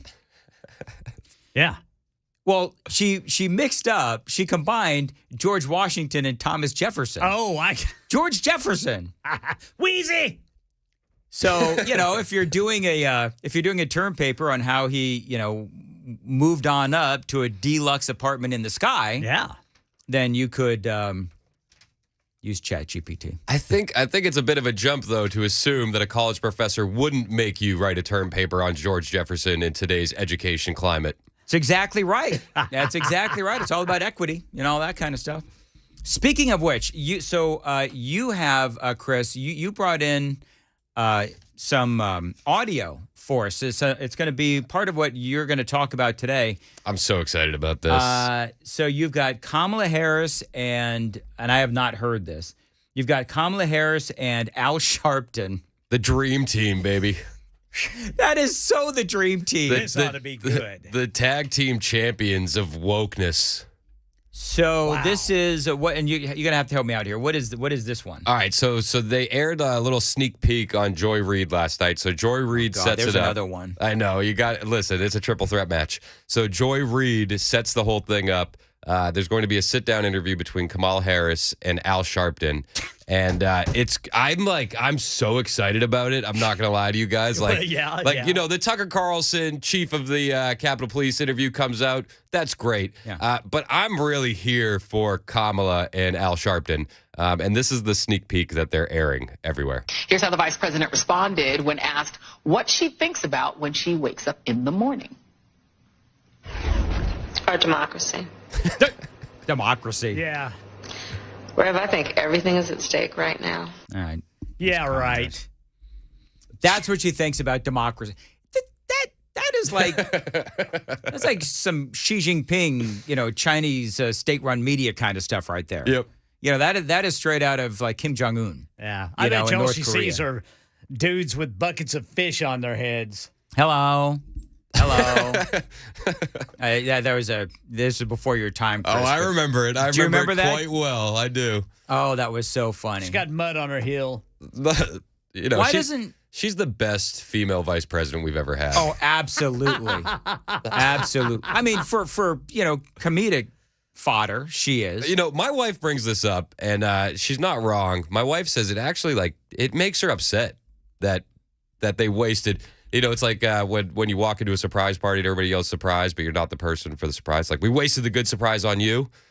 That's how my wife feels about Kamala being the first female vice president. Like, we wasted this on you. Oh, yeah. Yeah, I mean, there's a lot of other. I remember talking about it at the time. There are a lot of other, good black females that could have been, a fantastic vice president. But unfortunately, as you say, they wasted it on Kamala Harris. I do wish, though, that some of these folks would do a legit interview with Kamala Harris and talk about some serious issues that are out there, but they won't. Well, she thinks about democracy when she wakes up, Brother Dan. Yeah, she doesn't have time for that kind of stuff. She's too busy, thinking about democracy. Yeah. You know what it'll be? It'll be Deep Thoughts with Kamala Harris and Al Sharpton. Let's just say thoughts. we don't know how deep they're going to be, but there'll be thoughts about how she wakes up in the morning and thinks about democracy. That is so silly. Yeah, so what does the Reverend Al Sharpton have to say in that interview? Probably not a whole heck of a lot, actually. I can't wait. It's going to be so good. I want to know when it is. It's appointment viewing. Yeah. You know, in today's day and age of TV and you know, on-demand stuff, this is the kind of content that I would have to be there to watch live. This is what is amazing. There are people out there who take these two people seriously. That's what's stunning. I mean, they take them seriously. Well, Joy Reid, I mean, she's a piece of work all by herself. Anybody that takes them serious are what I call NPCs. They're non-playable characters, okay? So like in a video game, you have the main character, like in GTA, you're the main guy driving, and you see somebody just walking down the sidewalk. Those are the people that vote for Kamala Harris and Joe Biden. Hey, Johnny, just so you guys know, GTA is Grand Theft Auto. But they're the non-playable characters in the game. No, I understand. They just do what they're programmed to do. Every now and then they get stuck in a corner and they violently shake. Are we talking about the video game characters or just liberals in general? They both apply. Maxine Waters. There you go. Thank you, Johnny. Maxine Waters. All right. So, what else we talking? You ever go fishing? I don't. Really? I'm not much of an outdoorsman. You, Chris, if you're watching on the cameras, Chris is wearing a nice American flag kind of hat. Yeah, it's a nice hat. The old Betsy Ross The flag. old Betsy Ross flag. But you don't go fishing. How do you even describe yourself as an American? I don't know. Joy Reid is more of an American than you are. Oh, let's not say things we can't take back. I'm just kidding. That's a So you really don't fish? You strike me as a fisher kind of guy. Maybe it's just because you got a deep voice and all that. I thought that maybe you'd be more of a man than you really are. Oh, jeez. I have no idea what the hell I'm talking about. Listen, I don't spend my leisure time in the bathtub drinking sangria, but no, I don't know. Listen, all the credit in the world to the people that love that stuff. I don't know. I never really got into it. You know what? Have you ever tried it? Yeah. Sangria in the bathtub? No. I thought you meant fishing. I'm stuck on what I'm going to be doing later with this. It is Friday after all. Dan's going to be in that position in about 45 minutes. Well, I've got a meeting at about 9:15, so it'll be a little bit later than that. Okay, but, then 10. But anyway, so I'm doing 7 hours of fishing this weekend. Really? Where? Mm-hmm. Yeah, where is this? Have you found out yet? What? I got to know where this is, brother Dan. Amy, where are we going fishing this weekend? Yeah. We're going to be going to. Yes, I saw it. I'm sorry. Now I'm whatever. I'm going fishing this weekend. I don't know where. Going to be doing some night fishing. It's going to be some night. We're going to be fishing in the dark. That's cool. Now. That's a great song. That I cannot wait. Now, here's the great thing about this is we got different generations of ages here, right? So me and Ken are both 55. Johnny's a little bit older than us, and you are 36. 35. Do you remember a day, Chris Hand, where we're talking about ChatGPT and all this? Do you remember a time when you would actually have to go look at an encyclopedia to do research on a paper of some sort? If you were doing a paper on George Jefferson? Yeah. I'm just kidding. I did that on purpose. Yeah. So you do remember that? We had the Encyclopedia Britannica at my house. I remember door-to-door encyclopedia salesman. Yes. Do you really? Yep. I'm in that weird range, right? Where I grew up without the internet, but then I also grew up with the internet. He's right in brother Chris is right on the cusp of everything. 36, 26, 16, 20 years ago, 2023. So, okay. Yeah. Doing some math. Is that just a little napkin math? Do a little math on the that run. was terrible, man. You know what? Ask when you get on the air. Ask Mac Morey, who is distracting Johnny, if he remembers, if he's ever done a term paper or something utilizing an encyclopedia. Because I think there's a lot of our younger listeners who have never even cracked an encyclopedia. I remember a time when we were learning about the internet where they said, don't believe everything on the internet and not to use that as a source. I'm going to Baxter, Tennessee. Twin Lakes Catfish Farm Fishing Tournament. Whoo! It's a catfish farm. It's like, it's fish in a barrel practically. I don't know about, Are you just going to grab them with your hand? Yeah. Well, that's what real men do, Chris. Yeah. They just grab the fish with their hand and I'll just tear them apart and eat them like sushi. Beast mode. Beast mode, Mandis. Beast mode. That's exactly right. Cool, anyway, man. Way so to go, yeah, brother so Dan. well, so I've been people since I talked about this in the 5. People have been giving me bait suggestions. Yeah, and so we'll see how I do. Pay a bunch of money to sit there for 7 hours and perhaps not catch any fish. Oh, you will. But I'm going with Amy and her dad, my dad-in-law, which is weird because he and I are pretty much the same age, but whatever. Moving on. Do you call him Dad? No, I don't call him Dad. Are you guys gonna play a catch for a little bit? Play catch? Yeah, no. Actually, what's funny? I did ask him to play catch one time, and it got really awkward. Kind of like this.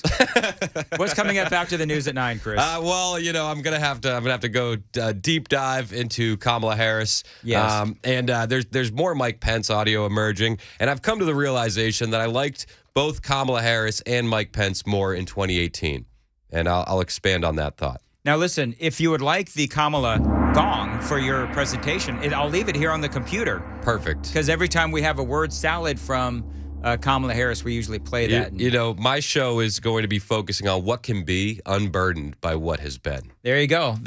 Chris Hand quoting Kamala Harris there. I like that. Mm-hmm. By the way, lots of kudos for your little video that you did. Oh, yeah. Out there at the J Street Korean The barbecue. food is so good. Like I've literally been talking to my wife about this, and I don't know. Do we have a first wives table of WTN for the wives when we get there?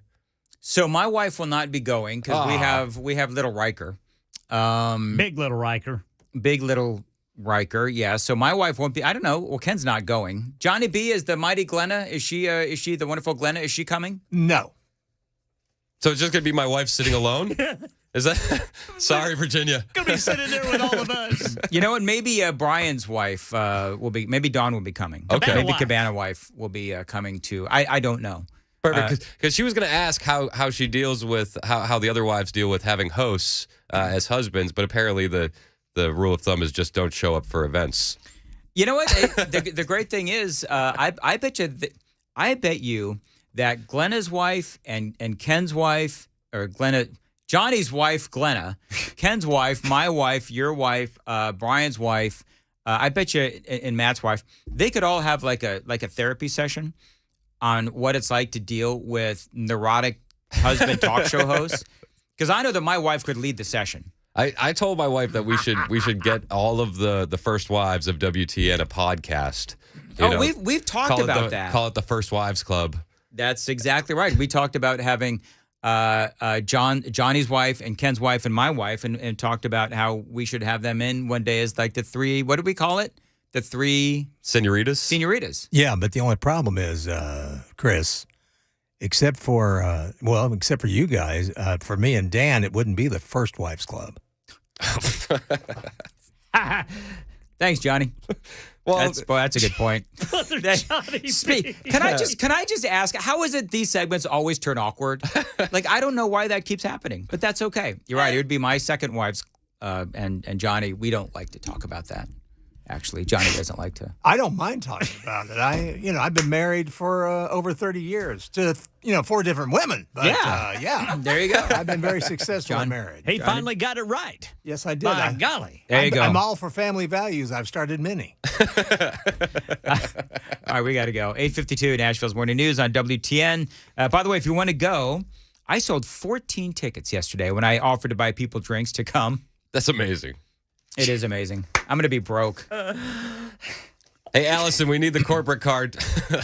Hey, listen, as long as you people are drinking like, a beer, then we're all good. But if you think that I'm actually going to buy you, like some of those highfalutin drinks. Like an old fashioned, like a Long Island iced tea. I mean, because in fairness to me, I didn't say what kind of drink I would buy you. Yeah, you just said drink. Yeah. I mean, water is still considered a drink, right? The devil is in the details. The devil is always in the details. I'm just kidding. I will. I was getting ready to say, hand him a bottle of water. 90. Dave's going to show up with his own cooler. 99.7 WTN.com is where you can find those tickets. Tuesday, August 15th. join me, Matt, Brian, Johnny, Pamela Furr as well, and would love to see you there. And again, you can get your Chris discount. The Chris count. Just Chris count for a discount of $15 as well. 8:53 on Nashville's Morning News. Well, listen, we've been getting a lot of rain lately. That means that you could end up with water in your crawl space or basement. That moisture, as you no doubt know, could be an indication that you have waterproofing issues. And it also means that you need to call my friends at USS, United Structural Systems. It could be a little problem about to get bigger, or it could be nothing at all. It could be something serious. The bottom line is you have got to call the experts in waterproofing, USS. Now, they are honest. They're going to treat you right. They've got over 25,000 100% satisfied customers, including me. So call them today and tell them I sent you. 615-488-7855 for USS, United Structural Systems. You can find them online at ussTN.com. 615-488-7855.